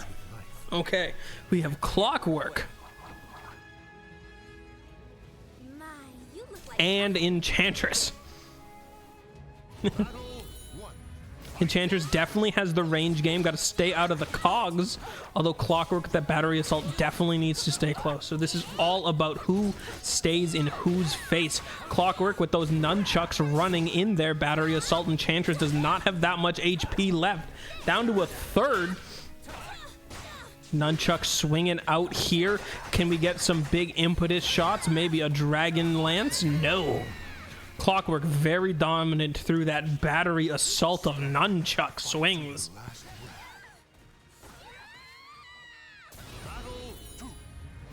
Enchantress should learn from her mistakes. Instead, she charges right in. I mean, I just normally call these their name of their ulti, but I guess so. I guess this is untouchable. Little friends, mayhaps. They're Ags. Clockwork going in on Enchantress.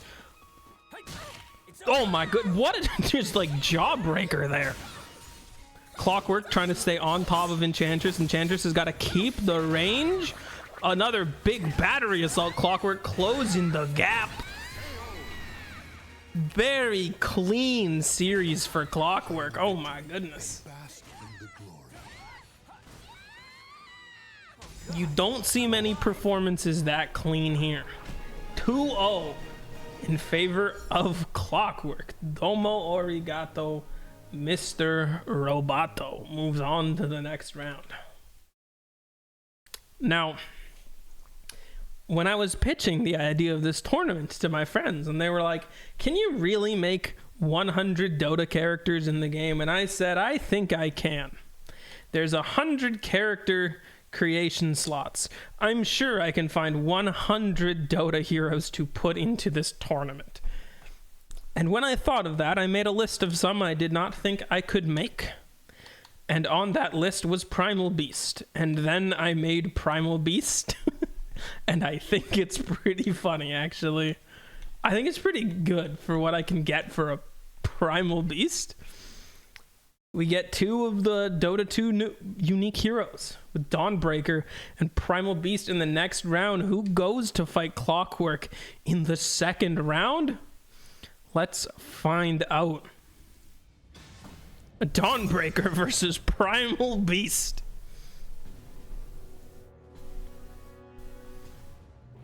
I was rooting for Enchantress too. I liked both of those when because I make them all, so it feels bad when ones I like lose. We got Muscle Mommy versus the Primal Beast. Big Starbreaker there by Dawnbreaker, keeping the momentum. Primal Beast also going aggressive. Gonna have to unleash an Uproar soon, maybe a Pulverize. Dawnbreaker, lots of damage coming out very quickly. Controlling the space, although Primal Beast running in. There's an Uproar. There's so much damage from both of them. Dawnbreaker coming out alive here. That was a very close one from both of them. Both of them tanky and hit hard. There's the charge in from Primal Beast. Big Uproar stacks. We got a big juiced up weapon from Primal Beast. He's got 2 super meter based on Dawnbreaker's 0. It's very much in Primal's favor here. 1 or 2 hits left for Dawnbreaker. She's got to keep momentum for long enough, but the momentum is there. It's so close for Primal Beast. 1 big hit. I think this is it. Primal Beast makes that second round look easy, and I believe he still has all his super meter. 2 super meter, 2 super meter. They're even here. Primal Beast getting the first hit in. Dawnbreaker getting more Starbreaker swings in here. Guardian Angel, and she misses. She misses the Guardian Angel. Luminosity strikes can't heal her here, but she just needs the bonus damage as Primal is charging in, pulverizing her in the corner. She's at the edge of the arena. This is anyone's 1 or 2 hits for anyone. Dawnbreaker. I think you should make shorts, TikToks of this. Maybe great content. I will take that into account. I try my best. I may have to just like after this is done just go through and like make as many shorts as I can, but I do plan on having like my Dawnbreaker wins. I do plan on having my bigger like video after the fact. Dawnbreaker moves on and we're gonna get Dawnbreaker Clockwork. Thank you though, that it's great content. I thought this would be fun to do, so I did it. I like Dota, and sometimes I like to do things Dota related that aren't playing Dota. On to the next round is Faceless Void and Arc Warden. Now, this is going to be an interesting one. I don't remember what Faceless Void's weapon is. What weapon does he have? Oh, okay, Faceless Void's pretty funny. And he's up against Arc Warden. Now again, Arc Warden is normally the ranged hero, but he has to unfortunately adopt a melee weapon for this, as many of the ranged heroes have had to do. So this will be a bit of an Arc Warden outside of his element on his own with no double, as we have Faceless Void versus Arc Warden.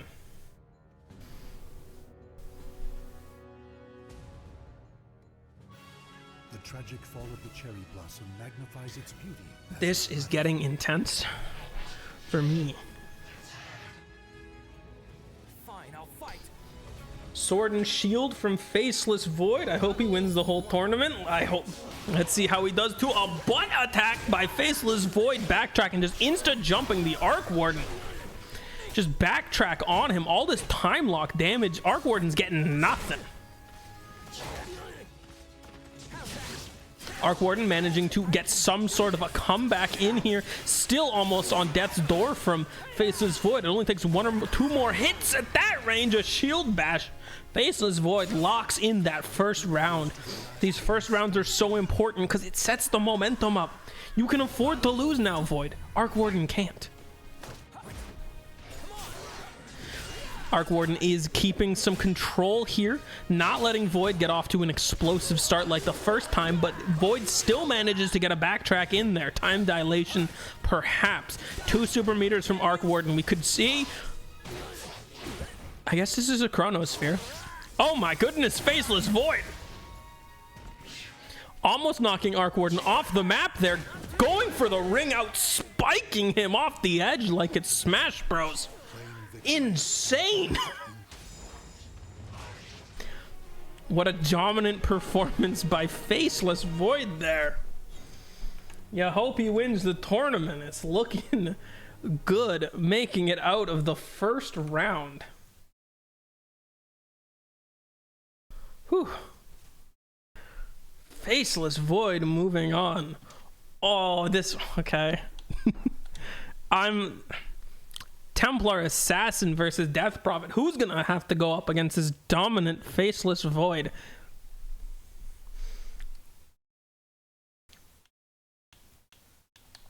This pains me because I actually really like the way both of these characters turned out.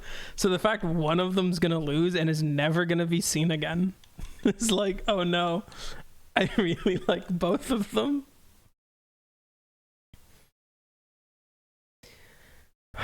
Okay. As we go in the next round, one's got to advance. Who's facing Void in round 2? Templar Assassin or Death Prophet?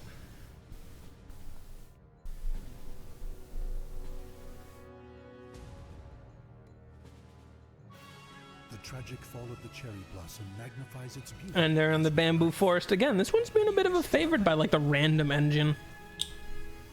Maybe I'll start picking them for next round. Not next round, but like next... Yeah, I guess next rounds. Death Prophet crypt swarming in there. Although TA is getting in some advantage there. Lots of damage onto Death Prophet from TA. Who's doing so much damage? Death Prophet trying to keep control, although it's quite difficult. TA and Death Prophet both low. It's anyone's match right now. Death Prophet pushing damage. One hit away. Crypt Swarm taking out TA at 2 HP. Gets close sometimes. TA does have a super meter. Could possibly get like some meld burst damage out there. But Death Prophet has this just swarm of bats. I think the exorcism's up. As the clash is coming in. A second clash. TA manages to come out on top there. Although Death Prophet keeps pushing the damage.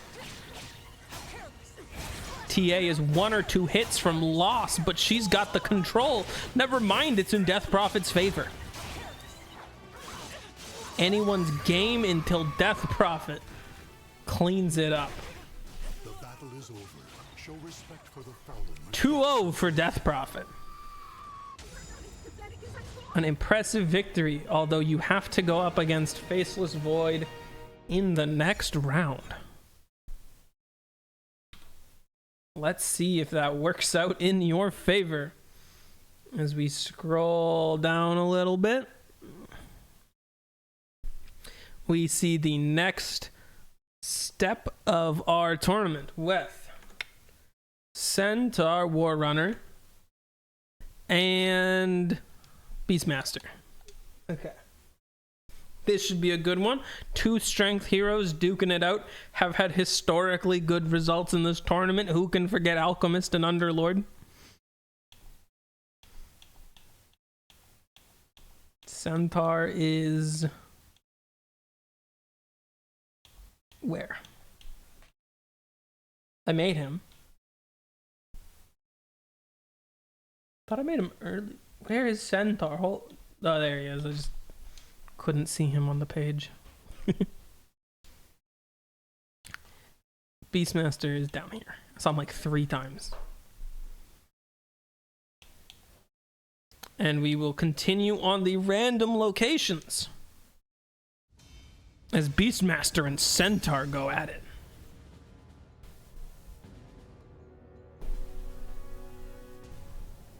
The winds fan the flames of the warriors' fighting spirits. big beefy centaur, and Beastmaster with a kitty cat with one of his beasts. Beastmaster going in there for some offenses. Those wild axes going at him. Centaur War Run. Taking a lot of damage in the back. He's right on the cliff's edge. Is he gonna get knocked off the edge with a primal roar, perhaps? He's baiting Beastmaster to the edge. Beastmaster baits him to the edge. Those hoof stomps connecting. Beastmaster cannot dodge. He's keeping momentum. He's one hit away. Adding insult to injury, knocking him to 0 HP and off the cliff. Too close for comfort for Beastmaster, but he is up 1-0. Going full stampede. He's got the drums of Slom, but the stampede comes out. That juiced damage from Centaur doesn't do much through the blocks. Beastmaster's maintaining control, looking so much stronger than the first game. Although Centaur's rare in his damage in hoof stomps, double edge, Beastmaster's still managing to make it out there. Only like 1/3 damage, despite some big looking hits from Centaur.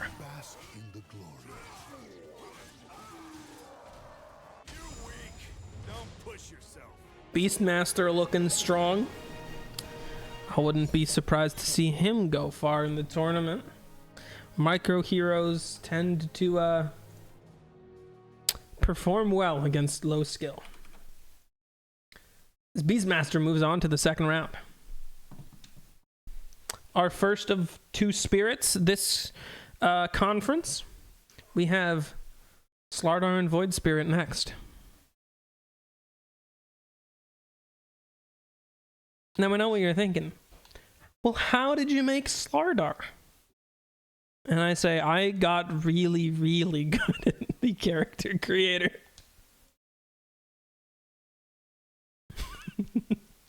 I spent too much time on it, but it's so fun. As we go, Slardar, Void Spirit.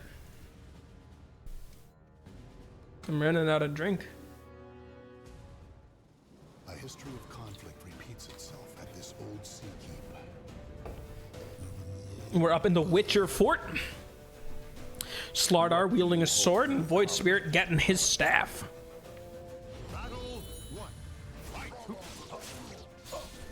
Void Spirit maintaining the control, but that slithering crush into bash combination.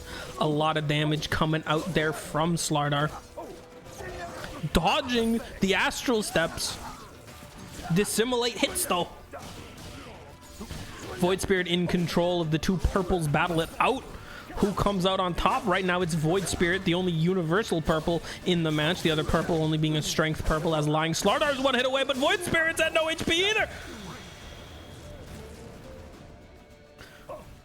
Slardar on 1 HP left manages to take out Void Spirit. 1 in Slardar's favor. Void Spirit keeping the control right now, trying to throw out damage. Seems like as the war of attrition goes on, it is in Slardar's favor with that slithering crush stun. Void Spirit down to about 1/3. Slardar maintaining control. Void Spirit is in such a bad scenario here. He's got so much damage to do, but 1 punish is enough to take him out. Claim victory and bask in the glory. And now I have to remember. Now Void Spirit. Our first is Void Spirit being yet another spirit to have fallen this tournament. Our next matchup is our 4th and final spirit.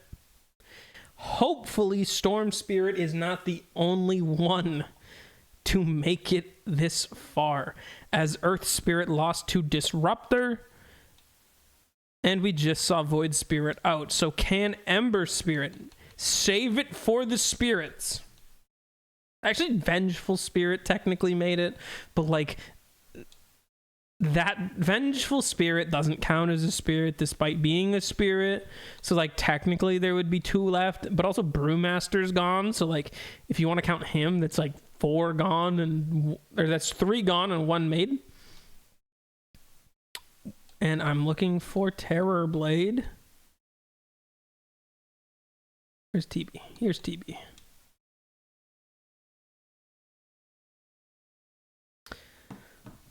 Let's push through and see how the final spirit goes. As Ember Spirit goes against Terror Blade.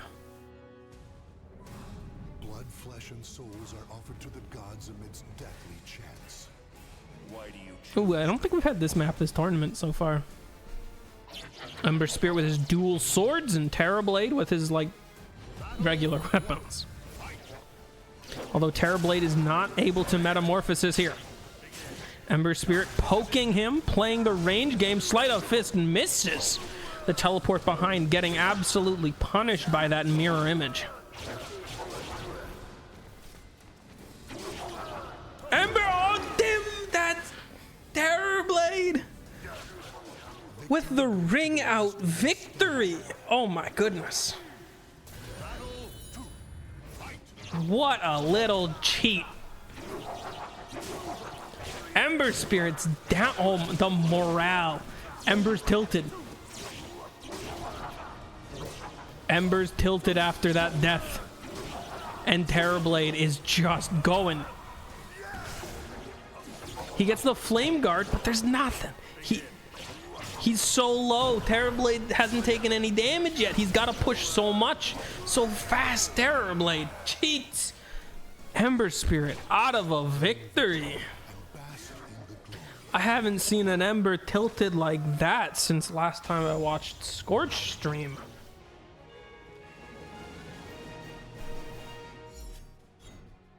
That's funny because Scorch is an Ember player.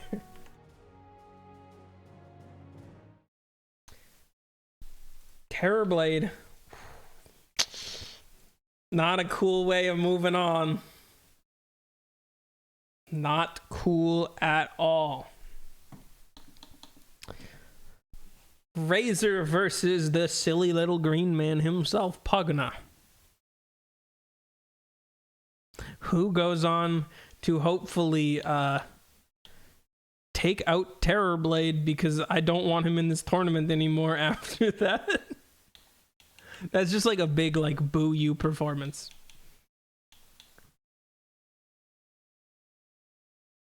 We have Razor and Pugna. Well, Pugna's fun.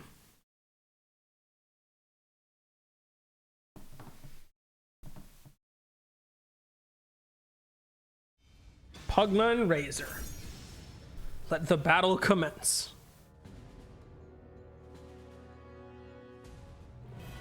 Warriors cross swords beneath the gaze of the ancient gods. I can't run away.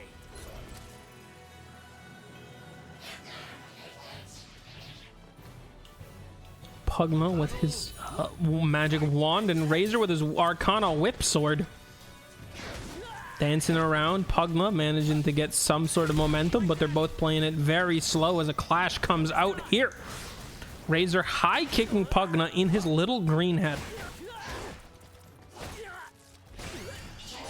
Pugna maintaining the advantage here, although it's very stagnant movement from both of them. Razor coming out there with the plasma field. Eye of the Storm is enough. Pugna loses round 1. Very passive performance by each of them. Not much in terms of offense by either of them. Although now we get Razor going for some mobility tech as the whip comes out against Pugna, who stabs him in the heart with his wand.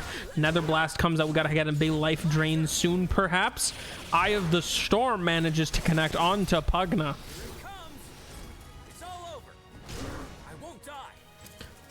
Razor being very dominant here. Seems like Pugna just didn't even come to play. Decisive victory for Razor, but also maybe Razor, you shouldn't have been here either. Neither of you looked like it tried too hard, but a win's a win. And despite your lazy effort, Razor, you move on.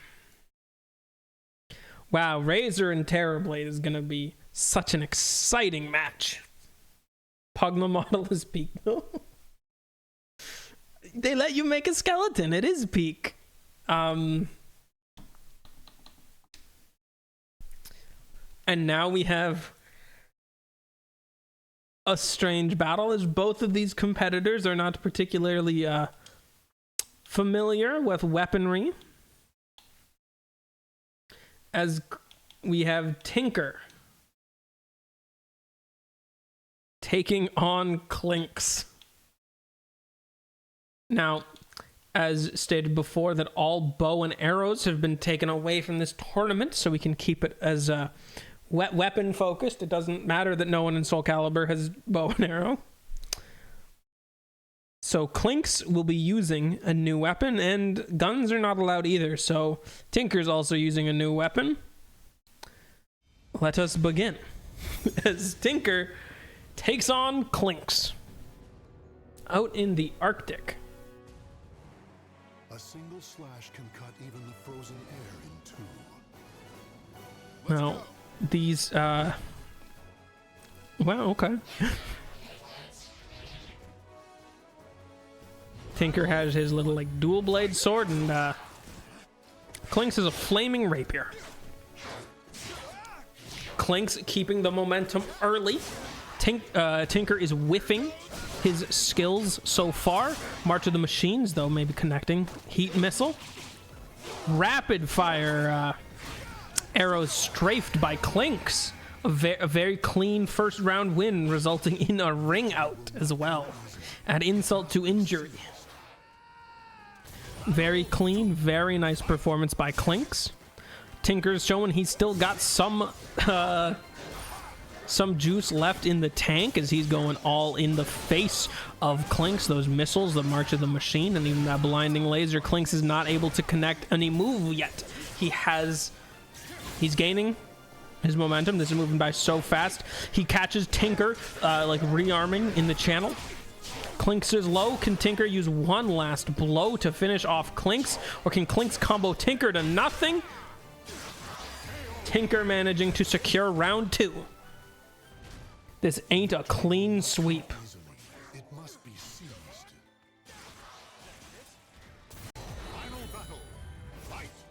Which one of these competitors is going to move on to the next round, and who is never going to be seen again?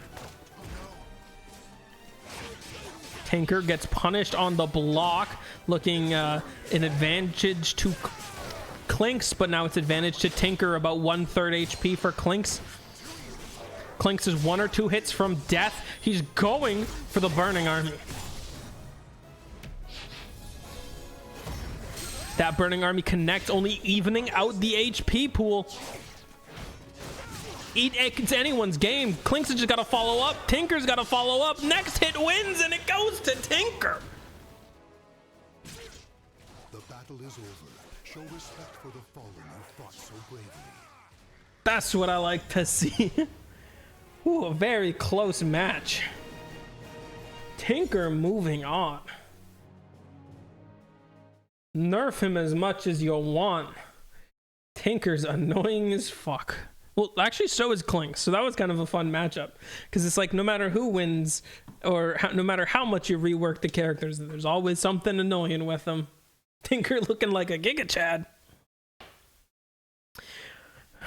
He's a very dominant competitor, I think. I think these close matches are definitely show off their strength more than some of these other ones, like Razor. Next up, we have Marana taking on Doom. And where is Doom in the list? Is this Doom?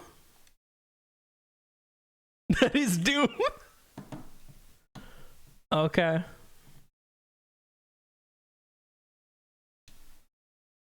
Let the matchup begin as Doom is facing Marana.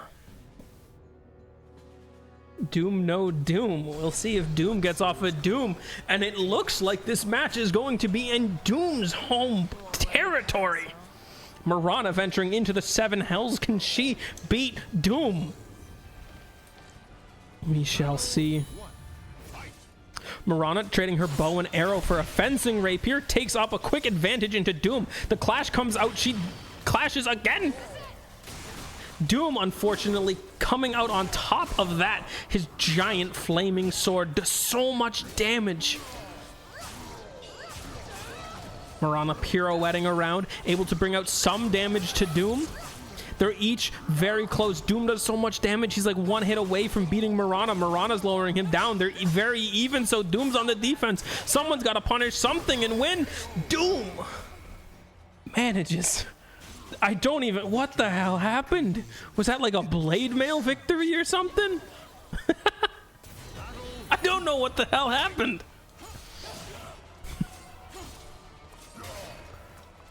Doom pushing out damage here early. Marana does have 2 super meters.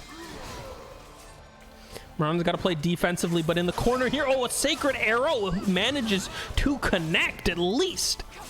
The Starstorm coming out. Marana pushing damage through Doom's guard. Has to keep him down. Has to not let Doom pick up any momentum. If you let Doom breathe, this giant flaming sword does so much damage. Doom is on death's door. Only a couple more hits, and this is all you need. Marana, Starstorm in to round number 3. Can she beat Doom in his hometown? We'll have to see. Marana ducking under Doom's sword, but it ain't enough. Doom is managing to throw out these giant cleaves. The clash again. Marana coming out on top. Starstorm, she's dancing around. She's leaping around. Doom has no Doom, but he's got enough items. He's got enough damage. Marana's on death's door. Like 1 or 2 more hits and she's gone. 1 more hit and she's gone. Can she do the last third of Doom's HP before Doom hits her once? Close, but not a chance. Doom managing to skate his way into the next round off of that blade mail damage. Crazy.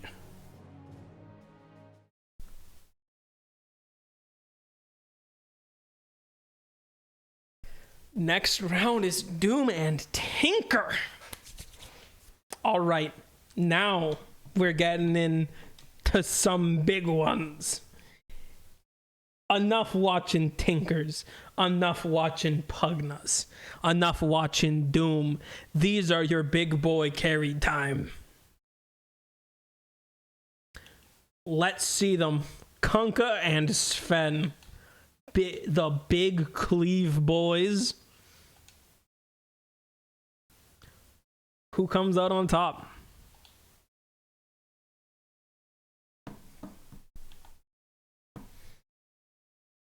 Tidebringer or Greater Cleave? The Admiral or the Rogue Knight? Kunkka and Sven in the Arctic. Oh, we've had some great matches here in the Arctic. I can't run away. Am I good enough? Kunkka and Sven. Battle 1. Fight. Kunkka wielding a gun sword here. Sven off to an early start with his giant sword. This sword is very similar to the one Tiny was using earlier. And you can see the range and the damage of this sword is just incredible. But Kunkka's playing right near the edge. Sven gets out positioned, then torrented into the water. Look at this. Kunkka plays the positioning game for the victory. Seems like we got more of the spellcasty Kunkka going on to control the tide of battle instead of focusing on some big Tidebringer crits.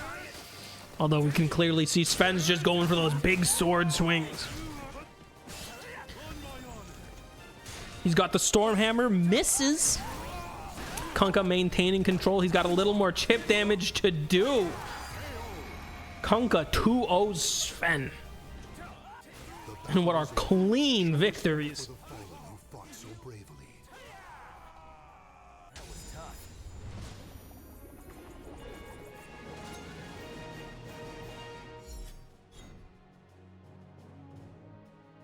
And to the victor goes the spoils.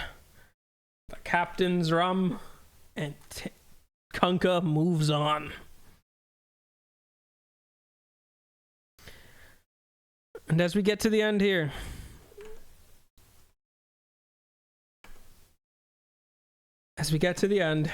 our final match of the Crownfall Conference, and our final match of today's stream. As much as I have the energy to keep going, I do not feel it in my voice to be going further. But if you remember, oh, not that one. We have a massive tournament. We've only done 2 conferences today. We move to the second round next time I do this, which maybe Friday, Saturday, with the Dire Tide Conference with a ton of your favorites. Oh, that wasn't showing properly. We have the Aghanim Conference where more of your favorites will show up, and we will go through our finals here for Gyrocopter and Bounty Bloodseeker. What game is this? This is DOTA Caliber. It's Soul Calibur 6. And I will find Bloodseeker to take on Gyrocopter.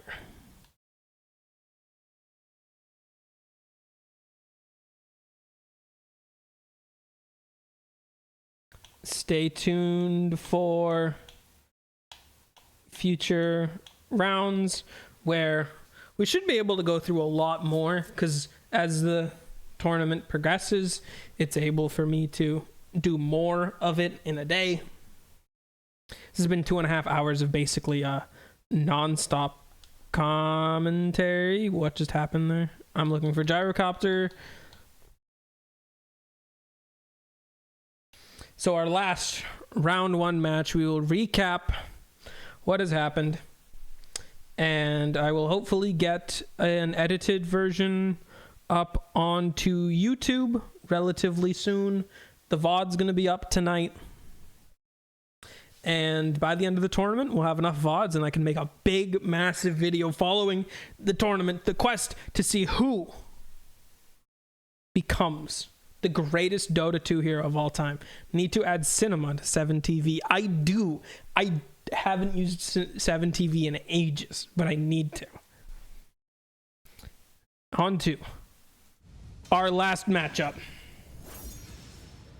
Gyrocopter and Bloodseeker. We know Gyro's a crowd favorite. The fight to realize your ideals shall never end. But Bloodseeker, using his double blades, is he able to take on Gyrocopter using his pilot wheel? Bloodseeker quick on the offense. Gyrocopter going for a clash right off the way.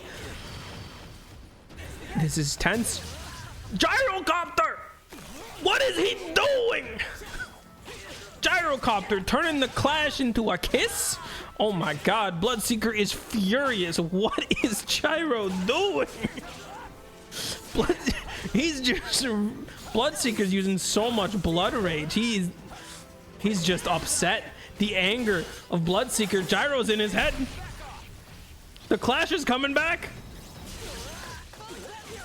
Gyro's coming off ahead. The rocket barrage. One hit away. Can Gyro secure the victory? Gyro does it. Get him back in the plane. Come easily.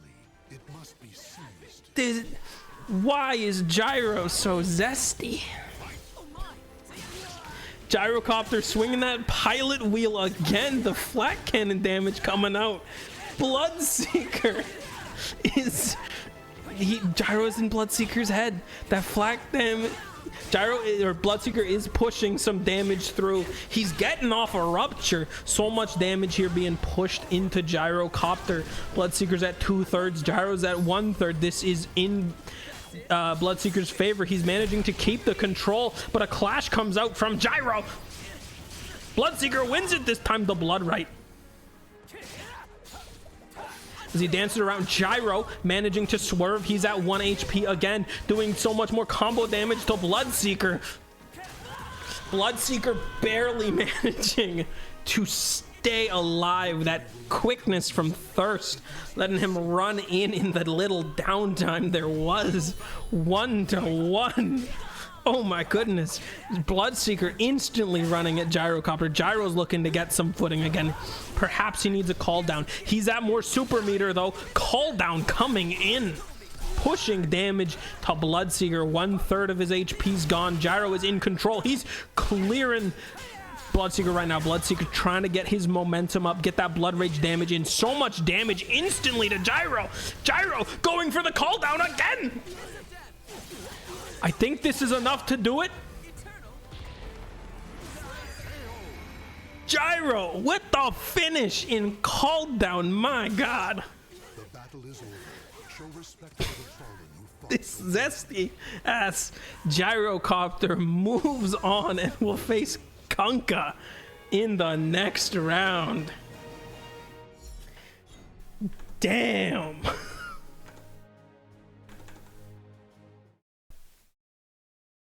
Gyro winning. Oh, I mean, Gyro came in with a strategy, and that strategy was the mind games. And those mind games paid off there. Let's do a quick recap of our thing, and then I need this one. Sorry. This is where I gotta just like go into I think that's fine.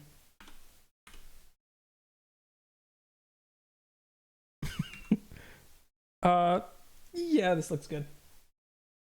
So we zoom in a little bit and we'll go over. We opened up with Lifestealer beating Undying for the victory. We'll go on to fight Vengeful Spirit in the next round. As we venture into the Aghanims Conference, many of these heroes we did not get to see today, as this entire tournament has been seeded based on win rate, and the top 25 heroes by win rate have all gotten a first round bye, so they only begin in the second round. That is why we have not seen the likes of Windranger and Pudge. But quickly running down what we will be seeing in the Aghanim Conference next week. Lifestealer Venge, Sniper and Spectre, Rubik and Magnus, Jug and Wraith King, Axe and Silencer, Legion and Necro, Shadow Fiend and Anti-Mage, Pudge versus Windranger. That's how we'll see who's going for the the Aghanim Conference. Okay, hold on. Do need to just like change that a little bit. Whoa.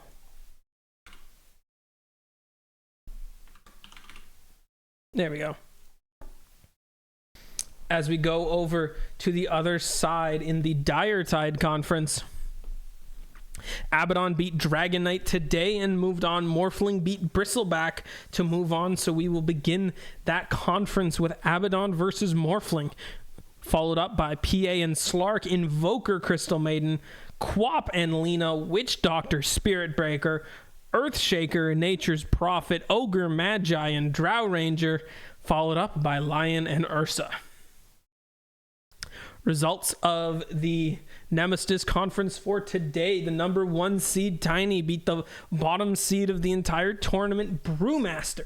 To move on, we will get Tiny and Elder Titan, Storm Spirit and Bane. Bane, who had an incredible victory over Luna, just dumpstering her. Tide Hunter and Omni beat Omni Knight in a close one and will take on Mars. Shadow Demon takes on Disruptor. Night Stalker will take on Muerta. Underlord will take on Marcy. Huskar takes on Dark Willow. Ricky takes on Snapfire. And the continuation of the Crownfall Conference on our next episode will be Siren taking on Meepo, Nyx and Skywrath, Clockwork and Dawnbreaker, Faceless Void and Death Prophet, Beastmaster and Slardar, Terrorblade and Razor, which is surely going to be the worst match of the entire tournament because fuck both of them, Tinker versus Doom, and lastly, Kunkka will take on our Zesty Gyrocopter.